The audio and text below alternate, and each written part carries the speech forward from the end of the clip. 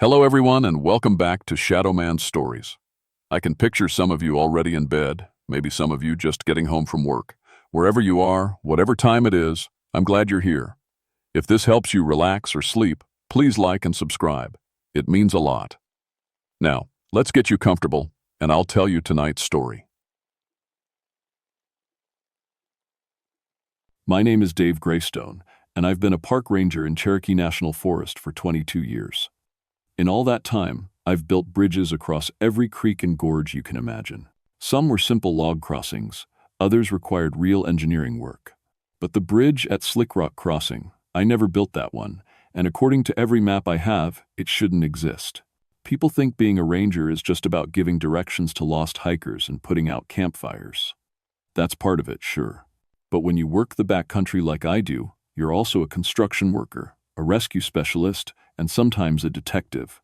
The Joyce-Kilmer Slick Rock Wilderness area is my territory, 2,000 acres of some of the oldest forest in America. Trees here are older than this country. Some of the tulip poplars are 40 feet around and 400 years old. I wasn't always a ranger. Did my time in the Gulf War as a combat engineer. That's where I learned about explosives and bridge construction. That's also where I lost my left leg below the knee to an IED. The prosthetic works fine most days, but it reminds me every morning that life can change in a heartbeat. After the war, I needed somewhere quiet. The forest gave me that. My ex-wife said I chose trees over family, and maybe she was right. Our daughter Katie was only 8 when we divorced. She's 23 now, living in Atlanta. We talk maybe once a month. I live in what used to be a maintenance shop at the end of a dirt road. Closest neighbor is 15 miles away. In winter, if the road washes out, I might not see another person for weeks. That's how I like it.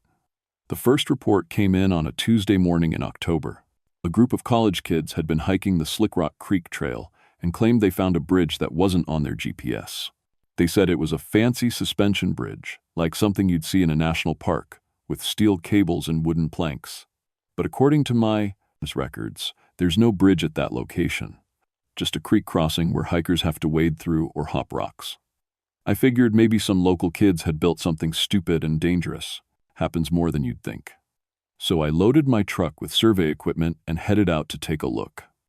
The drive to the trailhead takes about 40 minutes on Forest Service roads. The deeper you go, the older everything feels. The trees close in overhead until you're driving through a green tunnel. Cell service disappears after the first 10 miles. Radio contact gets sketchy. I parked at the Joyce-Kilmer trailhead and shouldered my pack. The hike to Slick Rock Creek is about 3 miles through virgin forest. These aren't the skinny second-growth trees you see in most places. These are giants that were here before Europeans ever set foot in America. Walking among them feels like being in a cathedral made of wood and time. The October air was crisp, maybe 50 degrees, perfect hiking. Weather. The leaves were just starting to turn. Yellow tulip poplar, red maple, orange oak. In another week, the whole forest would be on fire with color. But something felt wrong from the start. The usual forest sounds were different. I've walked this trail hundreds of times, and I know how it should sound. Birds calling, squirrels chattering, the rustle of small animals in the underbrush. Today, everything was too quiet. My prosthetic was acting up too. Usually I don't even think about it, but today it felt loose, like it wasn't fitting right. I had to stop twice to adjust it. About 2 miles in, I noticed the first really weird thing. I came around a bend and saw a survey stake in the ground. Orange plastic flagging tape tied to it, the kind we use to mark construction sites. But I hadn't put any stakes here. Neither had anyone else on my crew. I pulled out my radio and tried to call headquarters. Static, not unusual in the deep woods, but my radio usually worked fine on this trail. The stake was about 6 inches into the ground, like it had been there for weeks. But the flagging tape looked new. I wrote down the GPS coordinates and kept walking. That's when the fog started rolling in. In October, you sometimes get morning fog in the low places, but this was different. It was coming uphill, flowing like water in reverse, and it was cold. Suddenly, the temperature dropped 20 degrees, and I could see my breath. I pulled on my jacket and kept walking. But now I was really paying attention. 22 years in these woods, and I've learned to trust my instincts. When something feels wrong, it usually is. The trail follows Slick Rock Creek for the last mile, and that's where I heard it. The sound of construction, hammering, the whine of power tools, men shouting, but there was no construction scheduled in this area. No permits, no crews, nothing. I stopped and listened. The sounds were coming from up ahead, right where the college.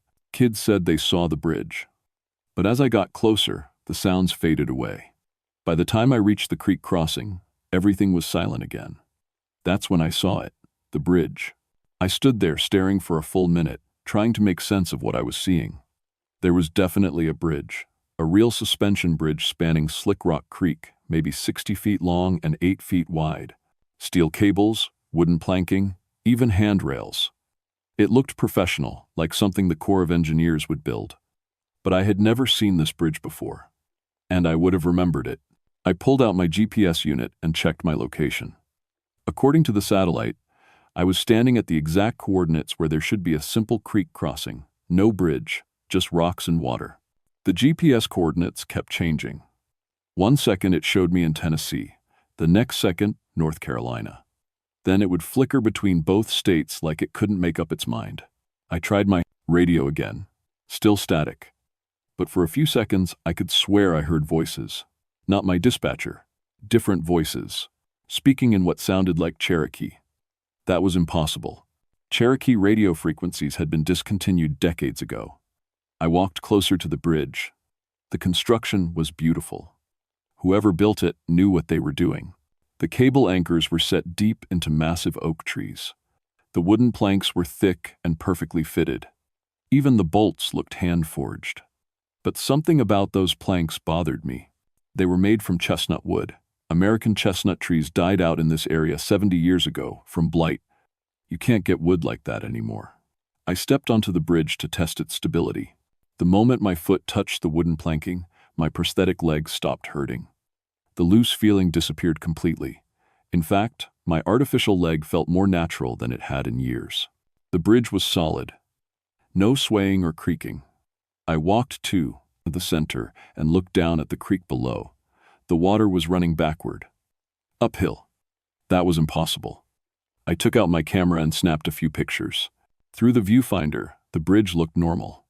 But when I checked the photos on the camera's display screen, they showed only the creek.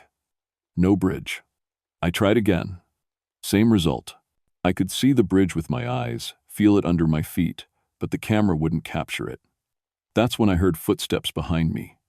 I turned around, expecting to see another hiker, but the bridge was empty. Just me and 60 feet of suspension bridge that shouldn't exist. The footsteps stopped. "Hello?" I called out. My voice echoed strangely, like I was in a much larger space than I actually was. No answer. But I could feel someone watching me. The feeling was so strong it made the hair on my neck stand up. I walked back to the south end of the bridge and examined the construction more carefully. The cable anchors weren't just set into the oak trees. They were grown into them, like the trees had been planted around the cables and had grown for decades with the metal inside them. Under one of the anchor points, I found something that made my blood go cold. Carved into the oak bark were symbols. Not random graffiti. Carefully carved symbols that looked like Cherokee syllabary. Below them, someone had carved a date, 1838.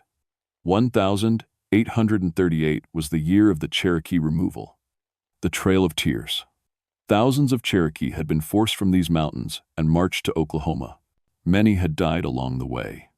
But if this carving was really from 1838, then this bridge had been here for over 150 years. That was impossible. The materials wouldn't last that long, especially not wooden planks. I took out my measuring tape and surveyed the bridge dimensions. 63 feet, 4 inches long. 8 feet, 2 inches wide. I wrote the numbers in my notebook and measured again. This time I got 61 feet, 7 inches long, and 8 feet, 6 inches wide. I measured a third time. 59 feet, 3 inches long, and 9 feet, 1 inch wide. The bridge was changing size. I packed up my equipment and got off the bridge as fast as I could. My hands were shaking as I wrote notes in my field book. I've been doing this job long enough to know the difference between equipment malfunction and something genuinely wrong. This was genuinely wrong. I hiked back to my truck and drove straight to headquarters. My supervisor, Jim Crawford, listened to my report with the patient expression he usually reserved for drunk campers reporting UFO sightings. "Dave, you feeling okay? You've been working pretty hard lately." "Jim, there's a bridge out there, a big one. It's not on any of our maps. Could be left over from some old logging operation. You know how those timber companies were back in the day. This isn't some old logging bridge. This is professional construction. Recent construction." Jim pulled out the forest maps and spread them on his desk. "Show me exactly where." I pointed to the location. Jim frowned and pulled out a newer topographical survey from last year. "Dave, according to this, that area was surveyed just 18 months ago for the new trail markers. No bridge reported. Then they missed it, a 60-foot suspension bridge. Kind of hard to miss." I could tell he thought I was losing it. Maybe I was. But I knew what I had seen. "I want to go back out there with a full survey team," I said. "Something's not right." Jim sighed. "Okay. Take Martinez from the Corps of Engineers. If there really is an unauthorized bridge, we need to document it properly. Safety inspection, environmental impact assessment, the whole deal."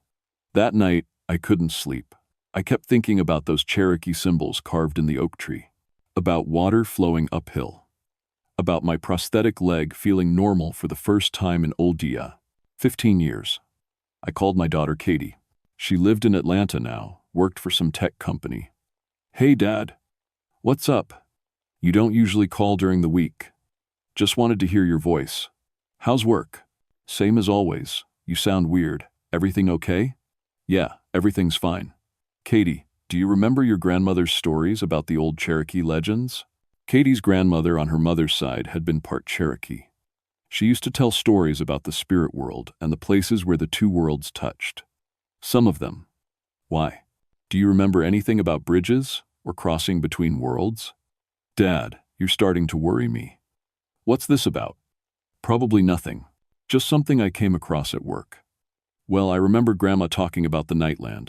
That was like the Cherokee spirit world. She said there were places where you could cross over, but you had to be careful. Some people who crossed never came back." "Anything about bridges?" "I think so.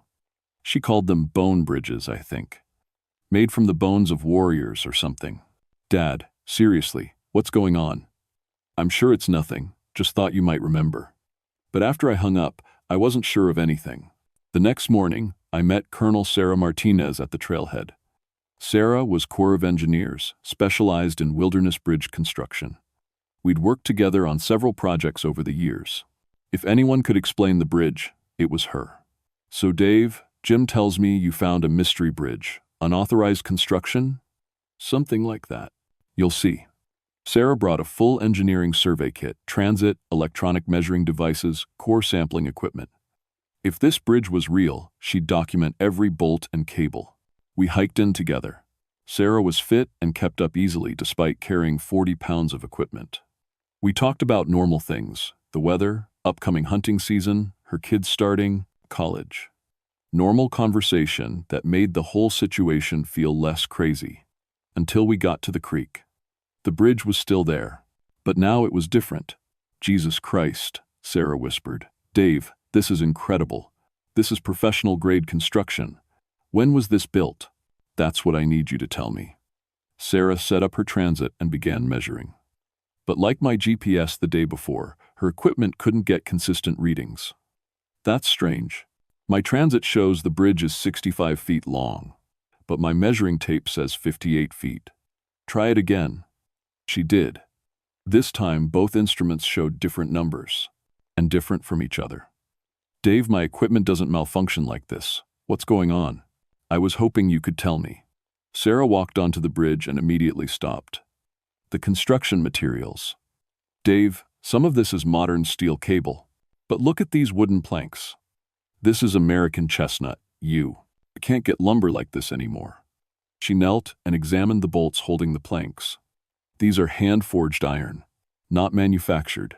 Someone made these by hand. How old? The ironwork? Could be 100 years old. But the steel cables are modern. maybe 5 years old at most. How is that possible? It's not possible. Unless, she paused. Unless someone has been maintaining this bridge for decades, replacing parts as needed. But who would do that? And why isn't it on any maps? That's when we heard voices. Men talking in low voices, somewhere near the bridge. But we couldn't see anyone. "Hello?" Sarah called out. "This is the Corps of Engineers. We need to speak with whoever constructed this bridge." The voices stopped. We searched the area around both ends of the bridge. No one there. No footprints. No evidence that anyone else had been in the area recently. "Dave, this is really starting to creep me out. You want to head back?" "No, I need to understand this bridge. The construction is too good to ignore." Sarah set up her core sampling drill to take samples from the wooden planks.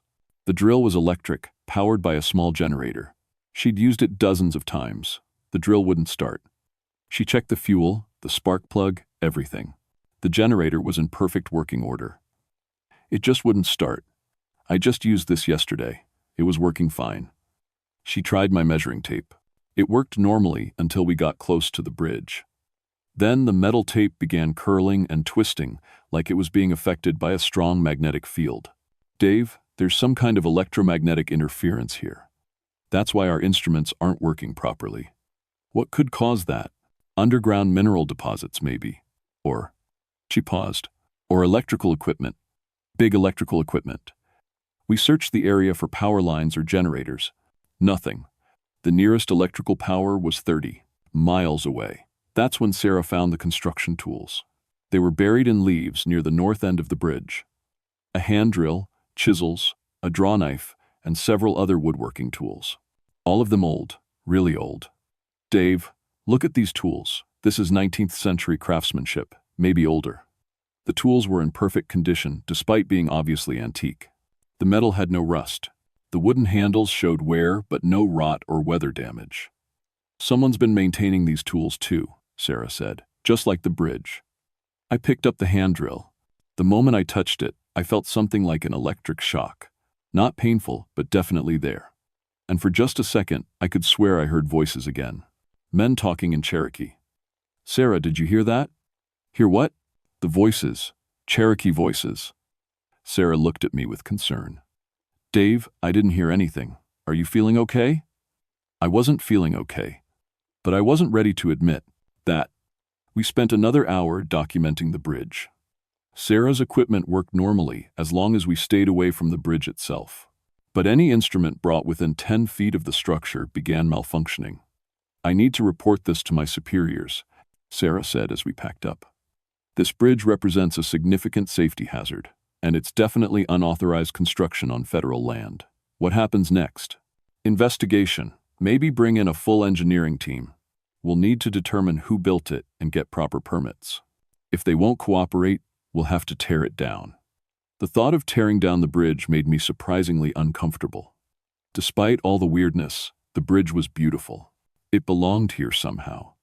"Sarah, what if we can't find who built it? Then we tear it down anyway. Can't have unauthorized structures in a federal wilderness area." That night, I did some research. I called Dr. Robert Littlecrow, who worked for the Cherokee Nation Cultural Preservation Office. Robert was an expert on Cherokee history in the Smoky Mountains. "Dave, good to hear from you. What can I do for you?" I told him about the bridge and the Cherokee symbols carved in the oak tree. "Slick Rock Creek, you said? That's interesting. That area has significance in Cherokee tradition." "What kind of significance?" "It's one of the traditional crossing points to the Nightland, the spirit world. Cherokee people believed there were specific places where the barrier between the physical world and the spirit world was thin. Crossing points? Places where spirits could move between worlds. And sometimes where living people could cross over too. But it was dangerous. Not everyone who crossed came back." "What about bridges?" Robert was quiet for a long moment. "There are stories about bone bridges, bridges built by spirits to help worthy souls cross to the Nightland, made from the bones of warriors who died, protecting the people." "Bone bridges?" "Just legends, Dave. Old stories." But his voice didn't sound like he thought they were just stories. "Robert, hypothetically, if one of these crossing points became active, what would that mean?" In traditional belief, it would mean the spirit world was calling for someone who needed to cross over. Someone dying? Not necessarily. Sometimes the spirits called for living people who had important work to do in the Nightland. Healers, warriors, bridges between worlds. Bridges between worlds? People who could help maintain balance between the physical and spirit worlds. Very rare, very powerful. After I hung up, I sat in my kitchen, staring out at the dark forest. I kept thinking about my prosthetic leg feeling normal on the bridge, about the voices speaking Cherokee, about tools buried in leaves that should have rotted decades ago. And I kept thinking about the missing hikers. Over the past 2 years, we'd had 6 hikers disappear in the Slick Rock Creek area. All experienced backpackers, all hiking alone, all last seen near the creek crossing. We'd searched for them with dogs, helicopters, everything. Never found any trace. No bodies, no equipment, no evidence of what happened to them. But now I wondered, what if they hadn't disappeared? What if they had crossed over? I pulled out the missing persons files and spread them on my kitchen table. 6 hikers. All men, ages 25 to 45. All in good physical condition. All described by family as seeking spiritual experience or searching for meaning in life. All last seen in the area where an impossible bridge now spanned Slick Rock Creek. I called Jim Crawford at home. Dave? It's almost midnight. What's wrong? Jim, those missing hikers. The ones near Slick Rock Creek. I think I know what happened to them. Dave, go to sleep. We'll talk about this in the morning. Jim, I think they crossed the bridge. What bridge? The one you think you saw? The one that's really there. The one that leads to the Nightland. There was a long pause. Dave, I want you to take a few days off. I think you've been working too hard. But I wasn't crazy, and I wasn't seeing things. I was seeing the truth. I couldn't sleep. By 3 a.m., I was dressed and driving back to the trailhead with a headlamp and my emergency gear. I had to see the bridge at night. I had to understand what was really happening. The forest at night is a different world. My headlamp beam only reached 20 feet, and beyond that was absolute darkness. Every sound was amplified. Every shadow could be hiding anything. But I wasn't afraid. For the first time in years, I felt like I was exactly where I needed to be. The hike took longer in the dark. I had to be careful not to trip on roots or lose the trail. My prosthetic leg was working perfectly again, better than it had in months. When I reached the creek, the bridge was glowing. Not bright, just a soft silver light that seemed to come from within the wooden planks themselves. Like moonlight, but there was no moon visible through the thick canopy. I turned off my headlamp and stood in the darkness, watching the bridge glow. It was beautiful and terrifying at the same time. That's when I saw him. A figure standing at the center of the bridge. Tall, wearing what looked like traditional Cherokee clothing. Buckskin shirt, leggings, and a feathered headdress. But he was translucent, like he was made of morning mist. The bridge keeper. I knew without being told that this was what Robert Littlecrow had been talking about. The guardian of the crossing point between worlds. He turned and looked directly at me. His face was ancient, weathered like stone, with eyes that held centuries of sadness and wisdom. "You have been called," he said. His voice seemed to come from everywhere at once, the trees, the water, the earth itself. Called for what? To serve, to protect, to maintain the balance between worlds. I stepped onto the bridge. My prosthetic leg immediately felt warm and natural, like it was made of flesh and bone instead of titanium and plastic. "The missing hikers," I said. "They crossed over, didn't they? Those who were ready, those who chose to cross. And the others, the ones who weren't ready?" The bridge keeper gestured to the north end of the bridge. In the silver light, I could see shapes in the forest. People sitting quietly among the trees, waiting. They looked solid, real, but there was something wrong about them. They were too still, too patient. They wait for judgment. Some will be allowed to cross, others will return to your world. What about me? Why was I called? You understand sacrifice. You understand service. Your body bears the marks of protecting others. He gestured to my prosthetic leg. The bridge needs a guardian in your world. Someone who can prevent the unprepared from crossing accidentally. Someone who can guide those who are truly ready. You want me to stay here? Guard the bridge? The bridge exists in both worlds. As guardian, you would exist in both worlds as well. You would keep your life in the physical realm, but serve the spiritual realm when needed. I thought about my empty house, my distant relationship with Katie, my job that had become routine. Then I thought about the 6 hikers who had crossed over, and their families who would never know what happened to them. What would I have to do? Accept the responsibility. Allow the bridge to exist permanently. Guide those who come seeking passage. And if I say no, the bridge will disappear. The crossing point will close. Those who have already crossed will be trapped in the nightland forever. I looked back at the shapes waiting in the forest, 6 figures sitting patiently among the trees. The missing hikers. If I accept, can they return to their families? Those who choose to return, yes. But some may prefer to remain in the nightland. That's when I heard vehicles approaching through the forest. Headlights flickering between the trees, engines straining on the rough trail. Sarah had brought the full engineering team. Choose quickly, the bridge keeper said. Your people come to destroy what they do not understand. I could hear voices now, multiple people hiking up the trail with heavy equipment. Sarah's voice directing the team, Jim Crawford coordinating with Park Service law enforcement. They were coming to tear down the bridge. If I accept, what happens to my normal life? You continue as before, but with additional responsibilities. You will know when the bridge is needed. You will feel when someone approaches who requires guidance. The voices were getting closer. I had maybe 5 minutes before they reached the creek. I thought about my daughter Katie, and whether I'd ever be able to explain this to her. I thought about my quiet life in the forest, and how it had always felt like I was waiting for something important to happen. I accept. The moment I said it, everything changed. The bridge keeper smiled, and his translucent form became more solid. The bridge stopped glowing and looked like normal construction again. My prosthetic leg felt permanently natural, like my original leg had been restored. And I could see both worlds. The physical world where Sarah's team was approaching with chainsaws and demolition equipment, and the spirit world where ancient Cherokee villages existed alongside the creek, where the missing hikers sat in a place of peace and beauty that had no equivalent in our reality. The choice is theirs now, the bridge keeper said, gesturing to the waiting figures. They may return to your world or remain in the nightland. One by one, the missing hikers stood up and walked toward me. I recognized them from the missing persons files. Tom Martinez, the accountant from Nashville. James Wright, the teacher from Knoxville. All of them, older somehow, calmer. We've been waiting for you, Tom said. We knew someone would come who could help us choose. Choose what? Whether to go home or stay here. In the nightland, we don't age, we don't get sick.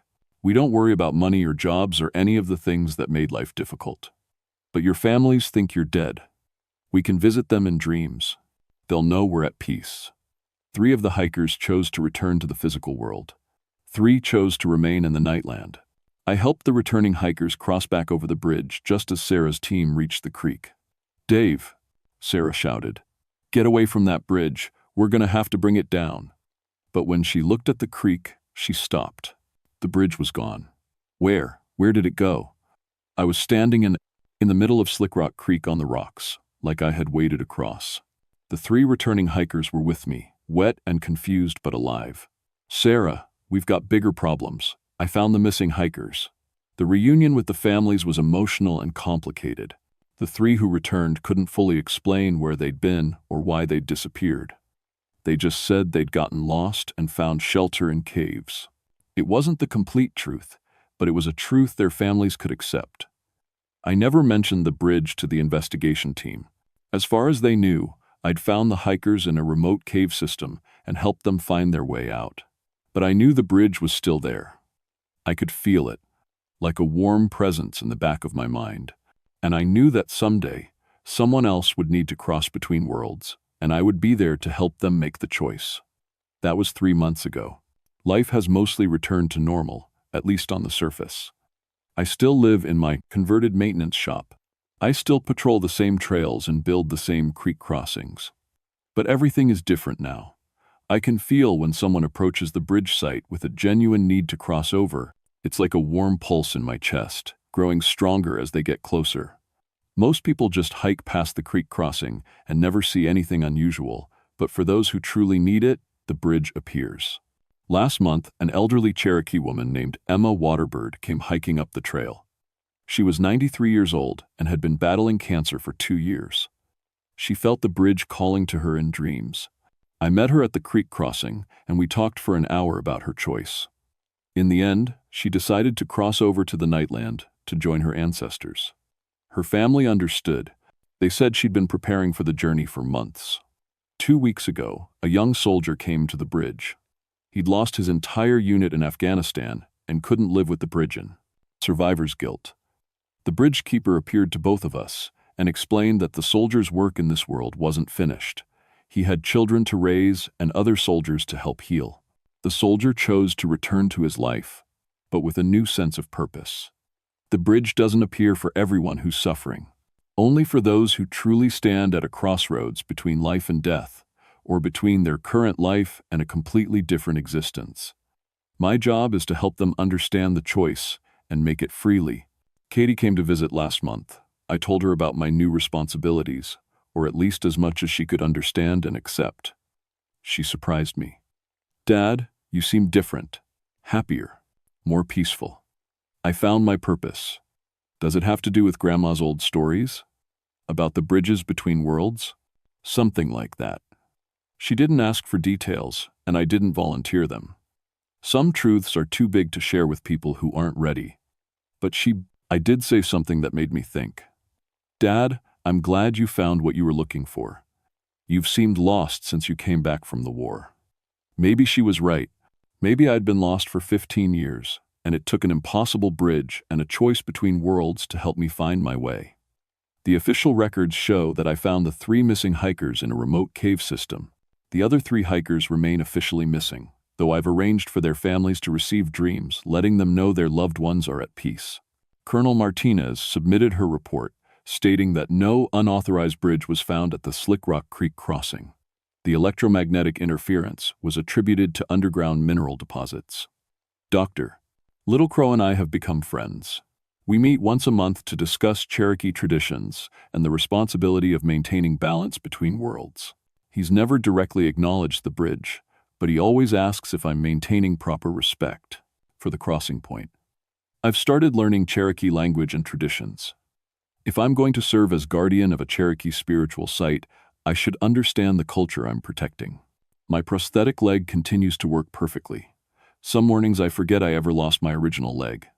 The VA doctors are amazed by how well I've adapted, but I can't explain the real reason for the improvement. The forest feels different now too, more alive, more aware. I can sense the connections between the physical and spiritual worlds everywhere, not just at the bridge site. Animals behave differently around me. They're not afraid, but they show a kind of respect, like they know I serve a purpose they understand. I keep a journal now, documenting each person who comes to the bridge and the choice they make. Someday, someone else may need to take over as guardian, and they'll need to understand the responsibility. The bridge appears maybe once a month, sometimes more, sometimes less. Each crossing is different. Each choice is deeply personal. I never try to influence anyone's decision. I just help them understand what they're choosing between.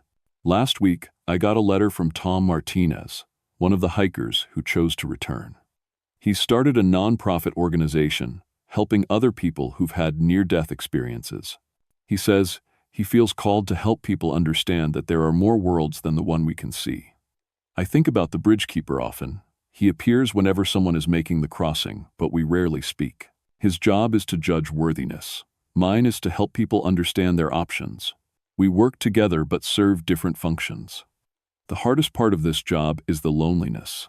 I can't share the truth with most people. They wouldn't understand, and it might interfere with their own spiritual journey. Everyone has to find their own path to the bridge. But I'm not really alone. I can feel the presence of the bridge keeper and all the spirits who maintain the balance between worlds. And I know that every choice made at the bridge affects both worlds in ways I'm just beginning to understand. Sometimes hikers ask me about the legends they've heard, stories of missing people and mysterious bridges in Cherokee National Forest. I tell them that the mountains hold many secrets, and some secrets reveal themselves only to those who need them. The bridge at Slick Rock Crossing still stands, somewhere between the world we know and the world we're all traveling toward. I keep watch here, where ancient Cherokee wisdom meets the needs of modern souls seeking peace. Every crossing is a choice, and every choice echoes through both worlds. If you're ever hiking in Cherokee National Forest and you feel called to wander off the marked trails, if you find yourself drawn to a creek crossing that doesn't match your map, if you discover a bridge that shouldn't exist, remember that choices have consequences. And some bridges can only be crossed once. I'll be there to help you understand what you're choosing, but the choice itself will always be yours alone.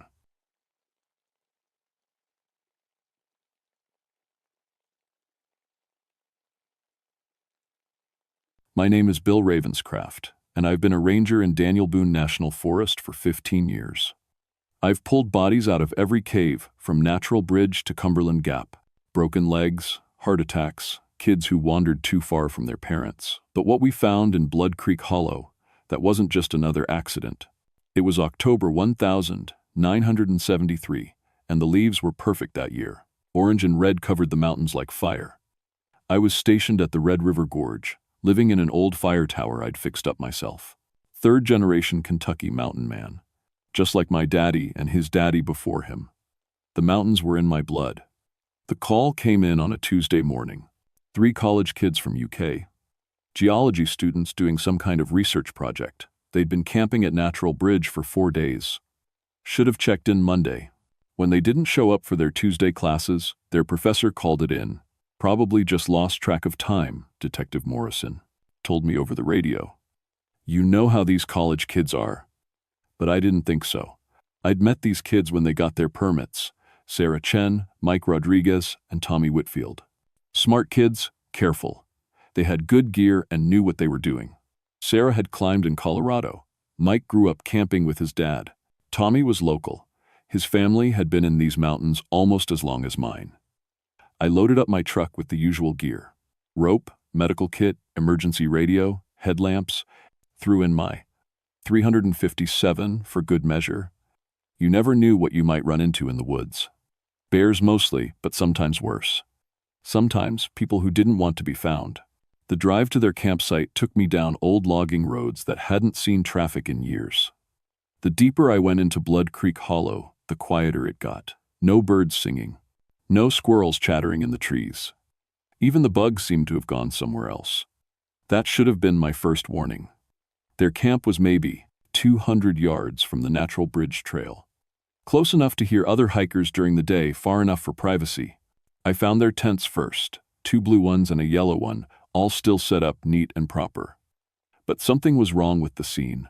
Their stuff was scattered everywhere.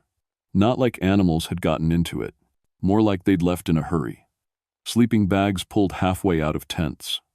A camp stove still had yesterday's coffee in it, thick as mud. Sarah's backpack was open, clothes spilling out like she'd been digging for something fast. I called out their names. Sarah, Mike, Tommy. My voice echoed off the limestone cliffs and died. The silence that followed felt heavy, like it was pushing down on me. That's when I saw the blood, just drops at first, leading away from the camp toward the creek. Then more. A lot more.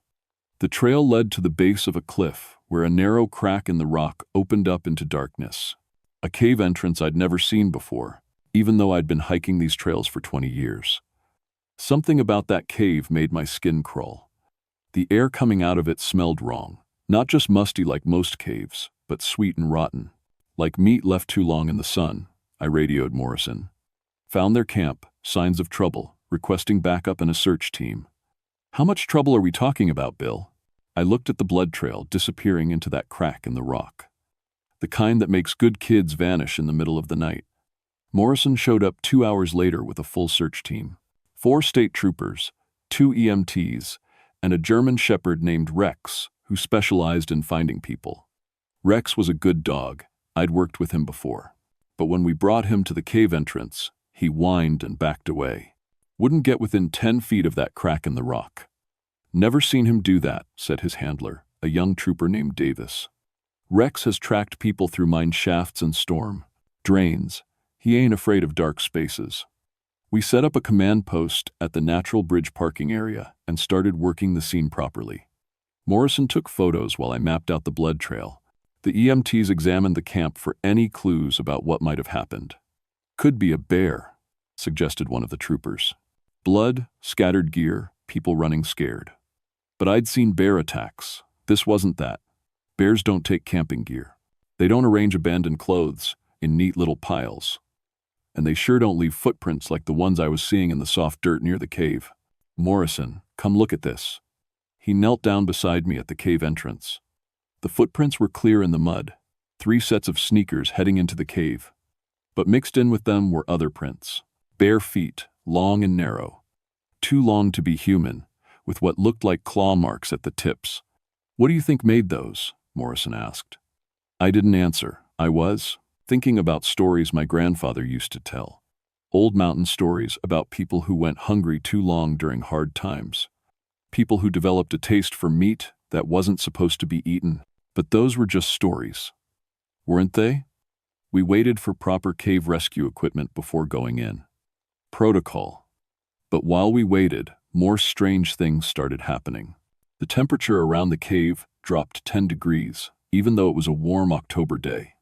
Our radios started picking up static, Geo, voices speaking words I couldn't understand. And twice, I could have sworn I heard someone calling for help from deep inside that crack in the rock. We're going in, I told Morrison around sunset. Regulations say we wait for the specialist team from Louisville. They'll be here in the morning. Those kids might not have until morning. I went in first, Morrison right behind me. The crack opened up into a tunnel about 6 feet high and 4 feet wide. Our headlamps cut through the darkness, showing limestone walls wet with condensation. The sweet, rotten smell got stronger as we went deeper. The tunnel curved to the left and opened into a larger chamber. That's where we found the first body. It was Tommy Whitfield, but I almost didn't recognize him. He was hanging upside down from a rope tied around his ankles, suspended from a natural hook in the ceiling. His throat had been cut, and all the blood had drained out of him into a rusty metal bucket placed underneath. Morrison threw up. I wanted to, but I'd seen worse things in Vietnam. What bothered me more was how fresh Tommy looked. He'd been missing for 3 days, but his body hadn't started decomposing. It was like he'd been hung there just hours ago. Jesus Christ, Morrison whispered. Who would do this? That's when we heard the scratching. It came from deeper in the cave system, W2 fingernails on rock, slow and deliberate, like something was coming toward us, something that knew we were there. I drew my 357. We're leaving, now. But when we turned around, the tunnel we'd come through was different, narrower. The walls seemed to pulse in our headlamp beams like they were breathing, and from somewhere in the darkness ahead of us came a sound that made my blood freeze. Laughter. Human, but not quite right, like someone who'd forgotten how laughing was supposed to sound. This way, I whispered, grabbing Morrison's arm. There was another passage leading off to the right. We took it, moving fast but quiet. The new tunnel led us through a maze of limestone chambers and narrow passages. Some were natural, carved out by thousands of years of water flow, but others looked like they'd been dug by hand. The walls were covered in symbols scratched deep into the rock, crude pictures of people and animals and things I couldn't identify. We found Sarah Chen in the 3rd chamber. She was alive, barely, tied to a wooden post that had been driven into the cave floor. Her clothes were torn and bloody, and she'd been cut in dozens of places. Small cuts, like someone had been tasting her blood a little at a time. Sarah, I whispered, cutting her loose. We're here to help. She looked at me with eyes that had seen too much. They're coming back, she said. They're always hungry. Who's coming back? The family, the ones who live in the deep caves. They only come out to feed. I got Sarah to her feet while Morrison covered the tunnel entrance with his service weapon. She was weak but could walk. We had to get out of there before. The laughter came again, closer now, and with it the sound of bare feet running on stone. We ran through those caves for what felt like hours, carrying Sarah between us when her legs gave out. The tunnels seemed to change every time we turned around. Passages that had been there moments before vanished into solid rock. New openings appeared where walls used to be. The "Mountain is alive," Sarah kept saying. "It moves to keep us here." I'd been in cave systems all over Kentucky, but this was different. This wasn't natural.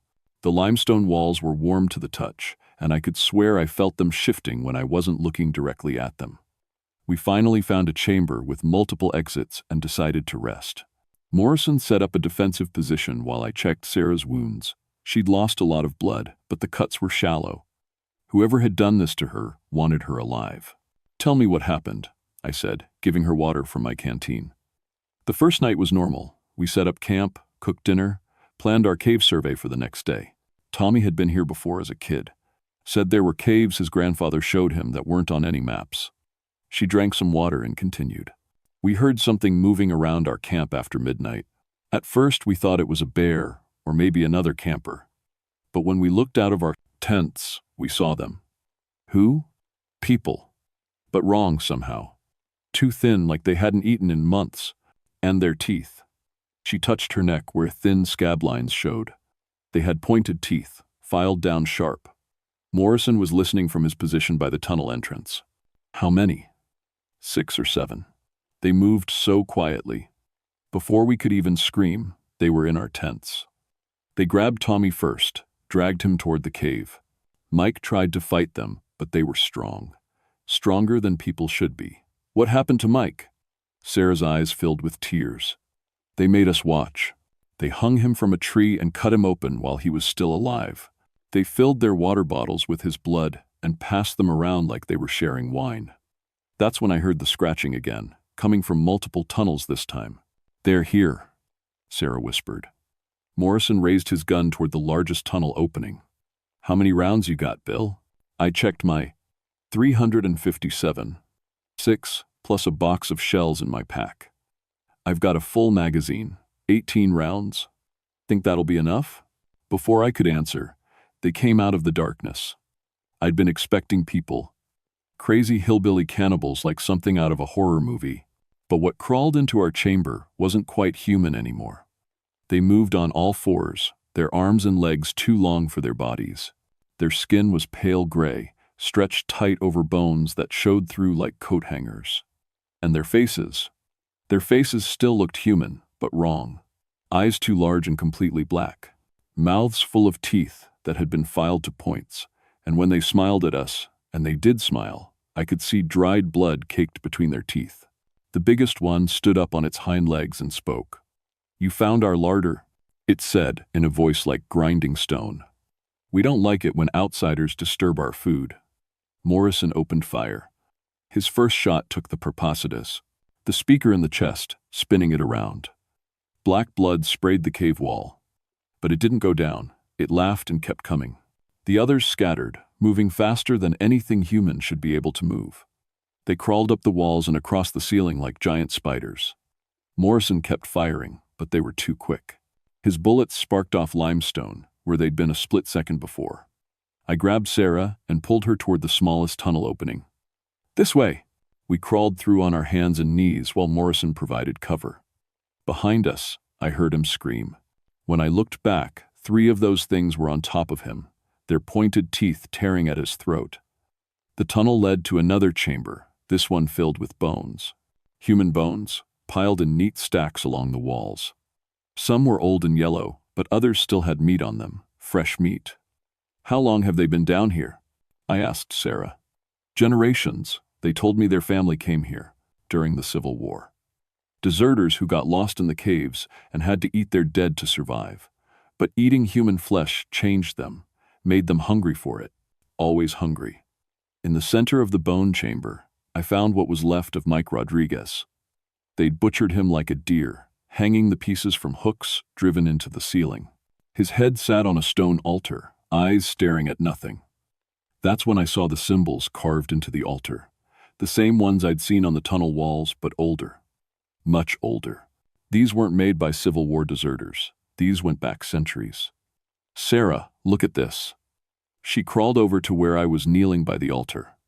"Oh God, those are Cherokee." My anthropology professor showed us symbols like this. They're warning markers. Warning about what? Places where the dead are restless, where old hungers never die. The scratching started again, coming from all around us now. They'd found our trail. Is there another way out of Kull? Here? I asked. Sarah looked around the bone chamber with desperate eyes. I don't know. I've been lost since they brought me down here. But I think there might be something deeper. I heard water running when they took me to the feeding room. The feeding room? Where they keep the ones they're saving for later. There were others down there, Bill. People who've been missing for weeks. I made a decision that probably saved our lives and definitely damned my soul. I picked up one of the bone knives from the altar. A human thigh bone sharpened to a point and wrapped with what looked like human hair. It felt wrong in my hand, but my 357 was almost empty, and those things were getting closer. Stay behind me, I told Sarah. And if I don't make it out of here, you tell people what happened. You tell them to stay away from Blood Creek Hollow.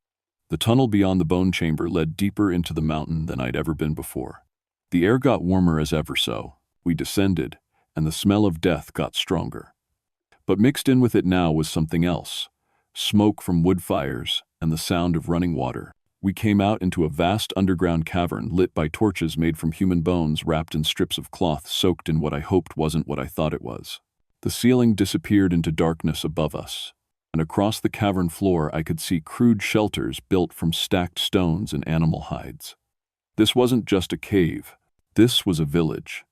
How many of them are there? I whispered to Sarah. I counted at least 20 when they brought me here, but I think there are more in the deeper caves. The creatures, I couldn't think of them as people anymore, were gathered around a fire pit in the center of the cavern. They were sharing a meal, passing around chunks of meat and bowls of dark liquid. The meat was fresh and red, and one of the bowls still had a University of Kentucky student ID floating in it. Poor Mike Rodriguez. But what made my blood run cold wasn't what they were eating. It was what they were saving. Along the far wall of the cavern, I could see cages made from bones and twisted metal. Some were empty, but others held people. Living people who watched us with eyes full of hope and terror. We have to get them out, Sarah said. With what? My last 3 bullets? But even as I said it, I knew we had to try. These things had been killing people for over a century, and nobody had ever stopped them. Nobody had ever even known they existed. If Sarah and I died here, they'd just keep hunting, keep feeding. I was reaching for my gun when I heard footsteps behind us. I wouldn't do that if I were you, son. I spun around to see an old woman standing in the tunnel entrance. She was small and bent with age, wearing a dress that might have been white once, but was now stained brown with old blood. Her hair was long and gray, braided with what looked like finger bones. Ruby Mae Hopkins, Sarah breathed. The herbalist from town. I thought you were dead. Dead? The old woman cackled. Child, I've been keeping these mountains fed for longer than you've been alive, keeping the balance, keeping the peace. She walked into the cavern, and the creatures around the fire pit looked up at her with something that might have been respect or fear. You see, young ranger, Ruby Mae continued, these people have an arrangement with the mountain families, has been for generations. We provide them with what they need, and they don't come to town looking for it. Works out fine for everyone. Everyone except the people you feed to them. Outsiders, she spat. College kids and hikers who don't belong in these mountains anyway. Better them than our own children. I understood now. This wasn't just about some cursed family of cannibals. This was about a whole community that had been covering up murders for over 100 years. Local families working with monsters to protect themselves. The missing persons reports, I said. You've been steering them away from the real search areas. Someone has to keep the secret. Someone has to keep the balance. Ruby Mae raised her hand, and I saw she was holding something. A bone whistle. She put it to her lips and blew a note so low I felt it more than heard it. The creatures stopped eating and looked at us, all of them. Their black eyes reflected the torchlight like mirrors. Time to feed the family, Ruby Mae said. They came at us like a wave of nightmare. I shot the first one in the face, saw its head snap back in a spray of black blood. But it kept coming. My second shot took it in the chest, and it stumbled but didn't fall. My third and final bullet went into the thing's throat, and that finally dropped it. But there were 20 more behind it. Sarah grabbed a torch from the wall and swung it at the nearest creature. The flame caught its hair and spread quickly. It screamed and rolled on the ground, but the others just stepped over it and kept coming. That's when I remembered something my grandfather had told me. Stories about the Cherokee and their medicine men. About curses that could be broken if you knew the right words. I pulled out the bone knife I'd taken from the altar and cut my palm, letting blood drip onto the cavern floor. By the blood of my ancestors, I shouted, by the treaties broken and the dead unavenged, I call on the spirits of this mountain to judge between us. The creatures stopped. Ruby May's face went white. You don't know what you're doing, boy. You don't know what powers you're calling on. But I did know. My great-grandfather had been part Cherokee, though he'd never talked about it much. But he'd taught me some of the old words, the old ways. And right now, with death coming for us from all sides, those old words were our only hope. I challenged the right of these creatures to hunt in Cherokee lands. I continued, cutting deeper into my palm. I demand justice for the innocents they've killed. The air in the cavern began to change. The torches flickered, and a wind that had no earthly source began to blow. The creatures backed away from me, making sounds like frightened animals. And then she appeared, an old Cherokee woman, dressed in traditional clothes and carrying a staff topped with eagle feathers. She was translucent, like smoke, but her presence filled the cavern with power that made the creatures cower. I am the medicine woman who laid the original curse, she said in a voice like distant thunder. These ones broke the sacred law. They consumed the flesh of their own kind and became abominations. But the curse can be lifted if one of their blood chooses to break the cycle. She pointed her staff at the cages along the wall. Free the innocents. Let them choose their own fate. I ran to the cages while Sarah kept the prost, creatures at bay with her torch. The locks were simple, just rope and wooden pins. Inside the cages, I found 12 people in various stages of weakness and terror. Some had been there for weeks. Can you walk? I asked them. Most could, barely. We helped the weakest ones to their feet and started moving toward the tunnel entrance. But Ruby May wasn't finished with us. You've doomed us all, she screamed, pulling a pistol from under her dress. Without the feeding agreement, they'll come to town, they'll kill everyone. She aimed the gun at the Cherokee spirit woman, but the bullet passed right through her and struck one of the creatures instead. It collapsed with a shriek that echoed through the cavern. The other creatures turned on Ruby May with a fury that was terrible to see. They fell on her like starving dogs, and her screams cut off abruptly. The curse is broken, the medicine woman said, but the choice remains. They can choose to die as humans or continue as monsters. Most of them chose to die. They collapsed one by one as the unnatural hunger that had kept them alive for over a century finally released them. A few ran deeper into the caves, choosing their monstrous existence over death. They will trouble you no more, the Cherokee spirit told me. But beware, there are other hollows, other curses. The mountains remember everything. And then she was gone. We got the survivors out just as the cave system began to collapse. The mountain was taking back its own, sealing the feeding chambers forever. Sarah and I barely made it to the surface before tons of limestone crashed down, blocking the entrance. The official report listed it as a cave-in caused by recent heavy rains. 12 people rescued, 3 confirmed dead. The families of the missing students received closure, and Blood Creek Hollow was declared permanently unstable and closed to the public. But I knew the truth, and so did the Cherokee Tribal Council when they came to perform cleansing ceremonies the next week. You did well, the medicine man told me, but this won't be the last time. The old hungers run deep in these mountains, and not all of them can be satisfied with the blood of the willing. He was right. Over the next 5 years, I investigated 17 more cases of supernatural activity in the Daniel Boone National Forest. Some were like Blood Creek, ancient curses fed by modern complicity. Others were different kinds of hungry things that had found new ways to feed. I kept my ranger job, but worked with a different understanding now.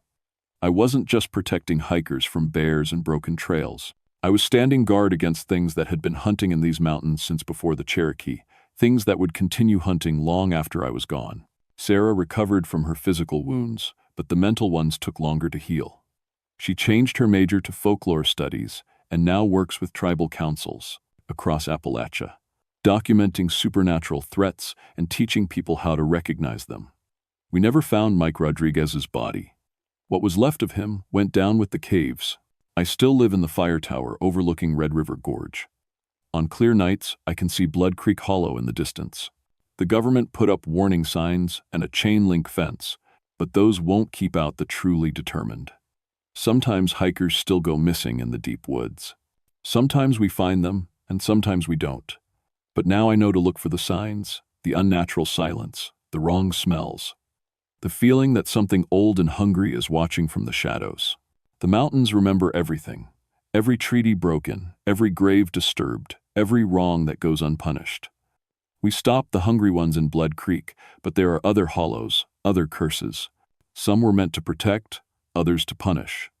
And the difference isn't always clear until it's too late. Last month, a geology student from Eastern Kentucky University called about getting permits to survey caves in the Red River Gorge area. She mentioned she'd heard about some interesting limestone formations in a place called Devil's Kitchen Hollow. I told her those caves were closed indefinitely. Some doors are better left unopened, some hungers are better left unfed, and some stories are better left untold. But when the next ranger takes over this station, I'll leave them a file. Everything I've learned about what really lives in these mountains. Because someone has to keep watch. Someone has to remember. Someone has to be ready when the hungry ones come calling again.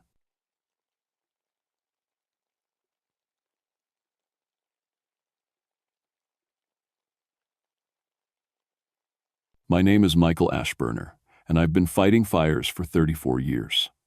Started when I was 16, right after my family died in a house fire.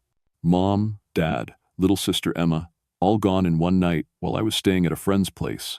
That fire changed everything, made me who I am today. I work as a ranger now in the George Washington National Forest, up on Shenandoah Mountain. Been here 17 years, living in an old fire tower I fixed up myself. Most people think it's lonely, but I like the quiet. Gives me time to think, to watch for smoke, to do my job right. It was August 1987 when everything started going wrong. We hadn't seen rain in 6 weeks, and the forest was dry as old paper. The temperature hit 95 degrees every day, even in the shade. I'd been putting up fire restriction signs all month, warning campers and hikers to stay away. The whole mountain was like a giant pile of kindling, just waiting for a spark. That's when the first body turned. Tommy Walsh found it, or what was left of it. Tommy runs the gas station down in the valley, does some hunting when he can. He called me on the radio, voice shaking so bad I could barely understand him.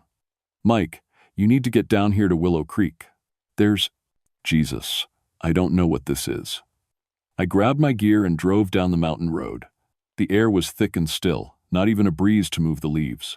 When I got to the creek, Tommy was standing about 20 feet back from a pile of gray ash, his face white as a sheet. "I was tracking a deer," he said, not taking his eyes off the ash. "Found this instead. Mike, there ain't no way this is natural." He was right. I've seen every kind of fire death you can imagine, but this was different. The ash pile was shaped like a person, head, arms, legs, all there in perfect outline. But everything around it was untouched. Green grass, dry leaves, even a paper napkin that must have blown over from somewhere. None of it burned. Just the person. I took pictures, measured everything, checked for signs of accelerant. Nothing made sense. The ash was still warm, but there wasn't a scorch mark anywhere else. No burn pattern, no fuel source, no sign of how this fire could have started. "You know who this was?" I asked Tommy. He nodded, looking sick. "Pete Morrison." Saw his truck parked up the road. Had camping gear in the back. I knew Pete. He'd been cited 3 times this summer for illegal campfires. Always said the rules didn't apply to him. Guess he was wrong about that. I called the state fire marshal and the sheriff's office, then set up a perimeter around the scene. While I waited for backup, I walked the area, looking for any clue that might explain what happened. The forest was dead quiet. No birds, no insects, nothing moving at all. Even the creek seemed to run quieter than usual. That's when I noticed the smell. Not the usual smoke smell from a fire, but something else. Something sweet and bitter at the same time, like burning hair mixed with candy. It made my stomach turn. As the sun went down, I saw something that made me step back fast. Little footprints in the ash around Pete's remains. Child-sized prints, like someone had been dancing around the body. But they weren't burned into the ground. They were made of ash itself, raised up like tiny sculptures. I rubbed my eyes and looked again. The prints were still there. That was when I first heard the laughter. Soft, like children playing somewhere far away. But there weren't any children up here. There wasn't anyone up here at all. Captain Ray Sullivan from the State Fire Marshal's office showed up around midnight with a full investigation team. Ray's a good man, been doing this almost as long as me. But when he saw the scene, his face went pale. "Mike, what the hell happened here?" "I was hoping you could tell me," I said. We worked through the night, taking samples, measurements, photographs. The lab boys tested everything twice.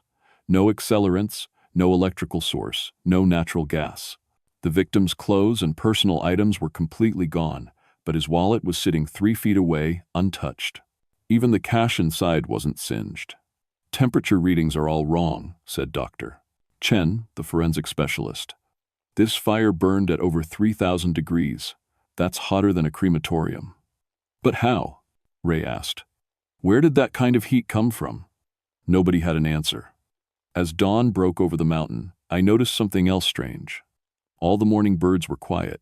The forest felt empty, like every living thing had decided to be somewhere else. The air itself seemed thick and wrong, pressing down on us like a heavy blanket. That's when we got the call about the second body. The second victim was found 2 miles north, up near the old logging road. Same thing. Perfect ash outline, nothing else burned, impossible heat, signature. This time, it was Linda Hayes, a local woman who ran illegal trash burns behind her trailer. She'd been warned 4 times this summer about burning during fire restrictions. I stood looking down at what used to be Linda, feeling something cold crawl up my spine despite the heat. 2 people, both with fire violations, both burned in ways that made no scientific sense. "We got a serial killer using some kind of chemical weapon?" Ray asked, wiping sweat from his forehead. "Maybe," I said, but I didn't believe it. This felt different. Wrong in a way that had nothing to do with human evil. Dr. Patricia Brennan arrived from the state medical examiner's office around noon. She's the best forensic pathologist in Virginia, specializes in fire deaths. If anyone could make sense of this, it would be her. "I've never seen anything like this," she said after examining both scenes. "The combustion started from inside the bodies. Look at these ash patterns, the bones, dissolved first, then the organs, then the skin. That's backwards from any normal fire." "Could be a new type of accelerant," suggested Ray. Dr. Brennan shook her head. "Huh? No chemical signature at all. Whatever did this, it wasn't anything we can detect." That afternoon, while the investigation team worked the scenes, I drove up to talk with Chief Joseph Smokehouse. He's Cherokee, lives on a small reservation about 30 miles east.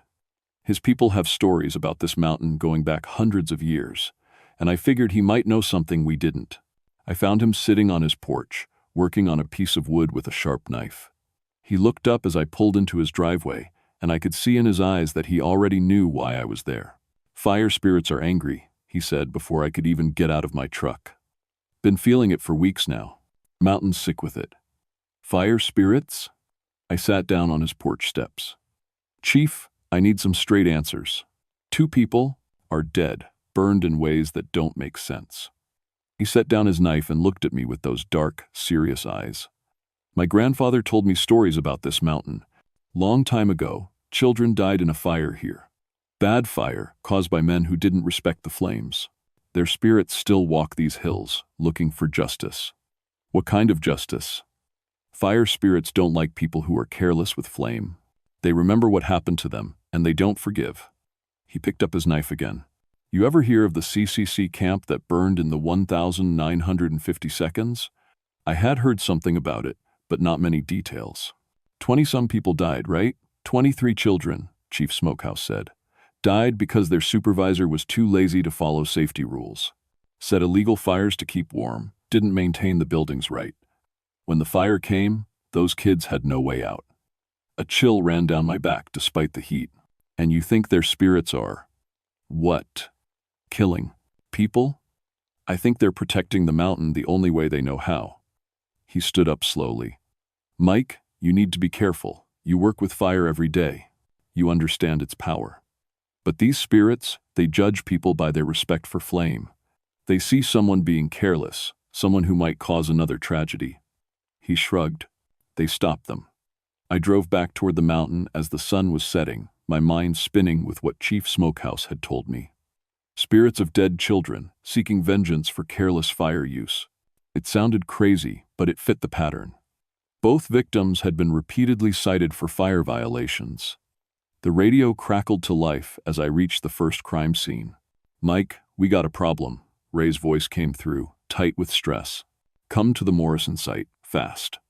I found Ray and his team standing in a circle around Pete Morrison's ash pile, staring down at something. As I got closer, I saw what had spooked them. The ash had moved. It was still in the shape of a person. But now the arms were stretched out like it was reaching for something. And all around the pile, those little footprints had multiplied. Dozens of them, like a crowd of children, had been dancing around the remains. None of us touched anything, Ray said quietly. We've been standing right here, and it just changed. Dr. Brennan was taking pictures, her hands shaking slightly. The ash is still warm. Temperature's been constant for over 18 hours. That's impossible. As we watched, a small whirlwind started in the center of the ash pile. Not from any wind, the air was completely still. The ash began to swirl and lift, forming shapes in the air. For just a moment, I could swear I saw the outline of a face. A child's face, twisted with rage. Then I heard the laughter again, closer this time, coming from all around us. But there was nothing playful about it now. It sounded hungry, angry, like children who had been waiting too long, for something they desperately wanted. We need to get out of here, I said, backing toward the trucks. Mike, what's going on? Ray demanded. What aren't you telling us? Before I could answer, every piece of electronic equipment we had started going crazy. The thermometers spiked to impossible readings, the cameras began smoking, and the radio burst into static that sounded almost like whispers. That's when I saw them. 3 small figures, standing just at the edge of the forest. Children, but not quite right. They flickered like heat mirages, and their eyes glowed like embers. One pointed directly at me, and I felt a burning sensation on my chest, like someone had pressed a hot iron against my skin. Everyone in the trucks, now! I shouted. We loaded up and got out of there fast, leaving the crime scene behind. As we drove away, I looked back and saw more figures emerging from the forest. Dozens of them, all children, all made of smoke and flame and rage. That night, back at my fire tower, I couldn't sleep. Every time I closed my eyes, I saw those burning children staring at me. I kept thinking about what Chief Smokehouse had said about fire spirits judging people by their respect for flame. I dedicated my life to fighting fires, to preventing the kind of tragedy that had killed my family. But what if that wasn't enough? What if the spirit saw something in me that I couldn't see myself? Around midnight, my radio started picking up voices. Children's voices, singing an old song I remembered from when I was young. But the words were wrong, twisted into something about fire and punishment and justice that never comes. I unplugged the radio, but the singing continued. That's when I realized they weren't coming through the radio at all. They were right outside my window. The third body showed up the next morning, found by a jogger on the main trail. This time it was Randy Cochran, who'd been caught burning trash illegally, just last week. Same ash pattern. Same impossible heat. Same untouched surroundings. But this time, there was something extra. Written in the ash around Randy's remains, in a child's handwriting, were the words, "He knew better." I stared at that message while Ray and Dr. Brennan worked the scene.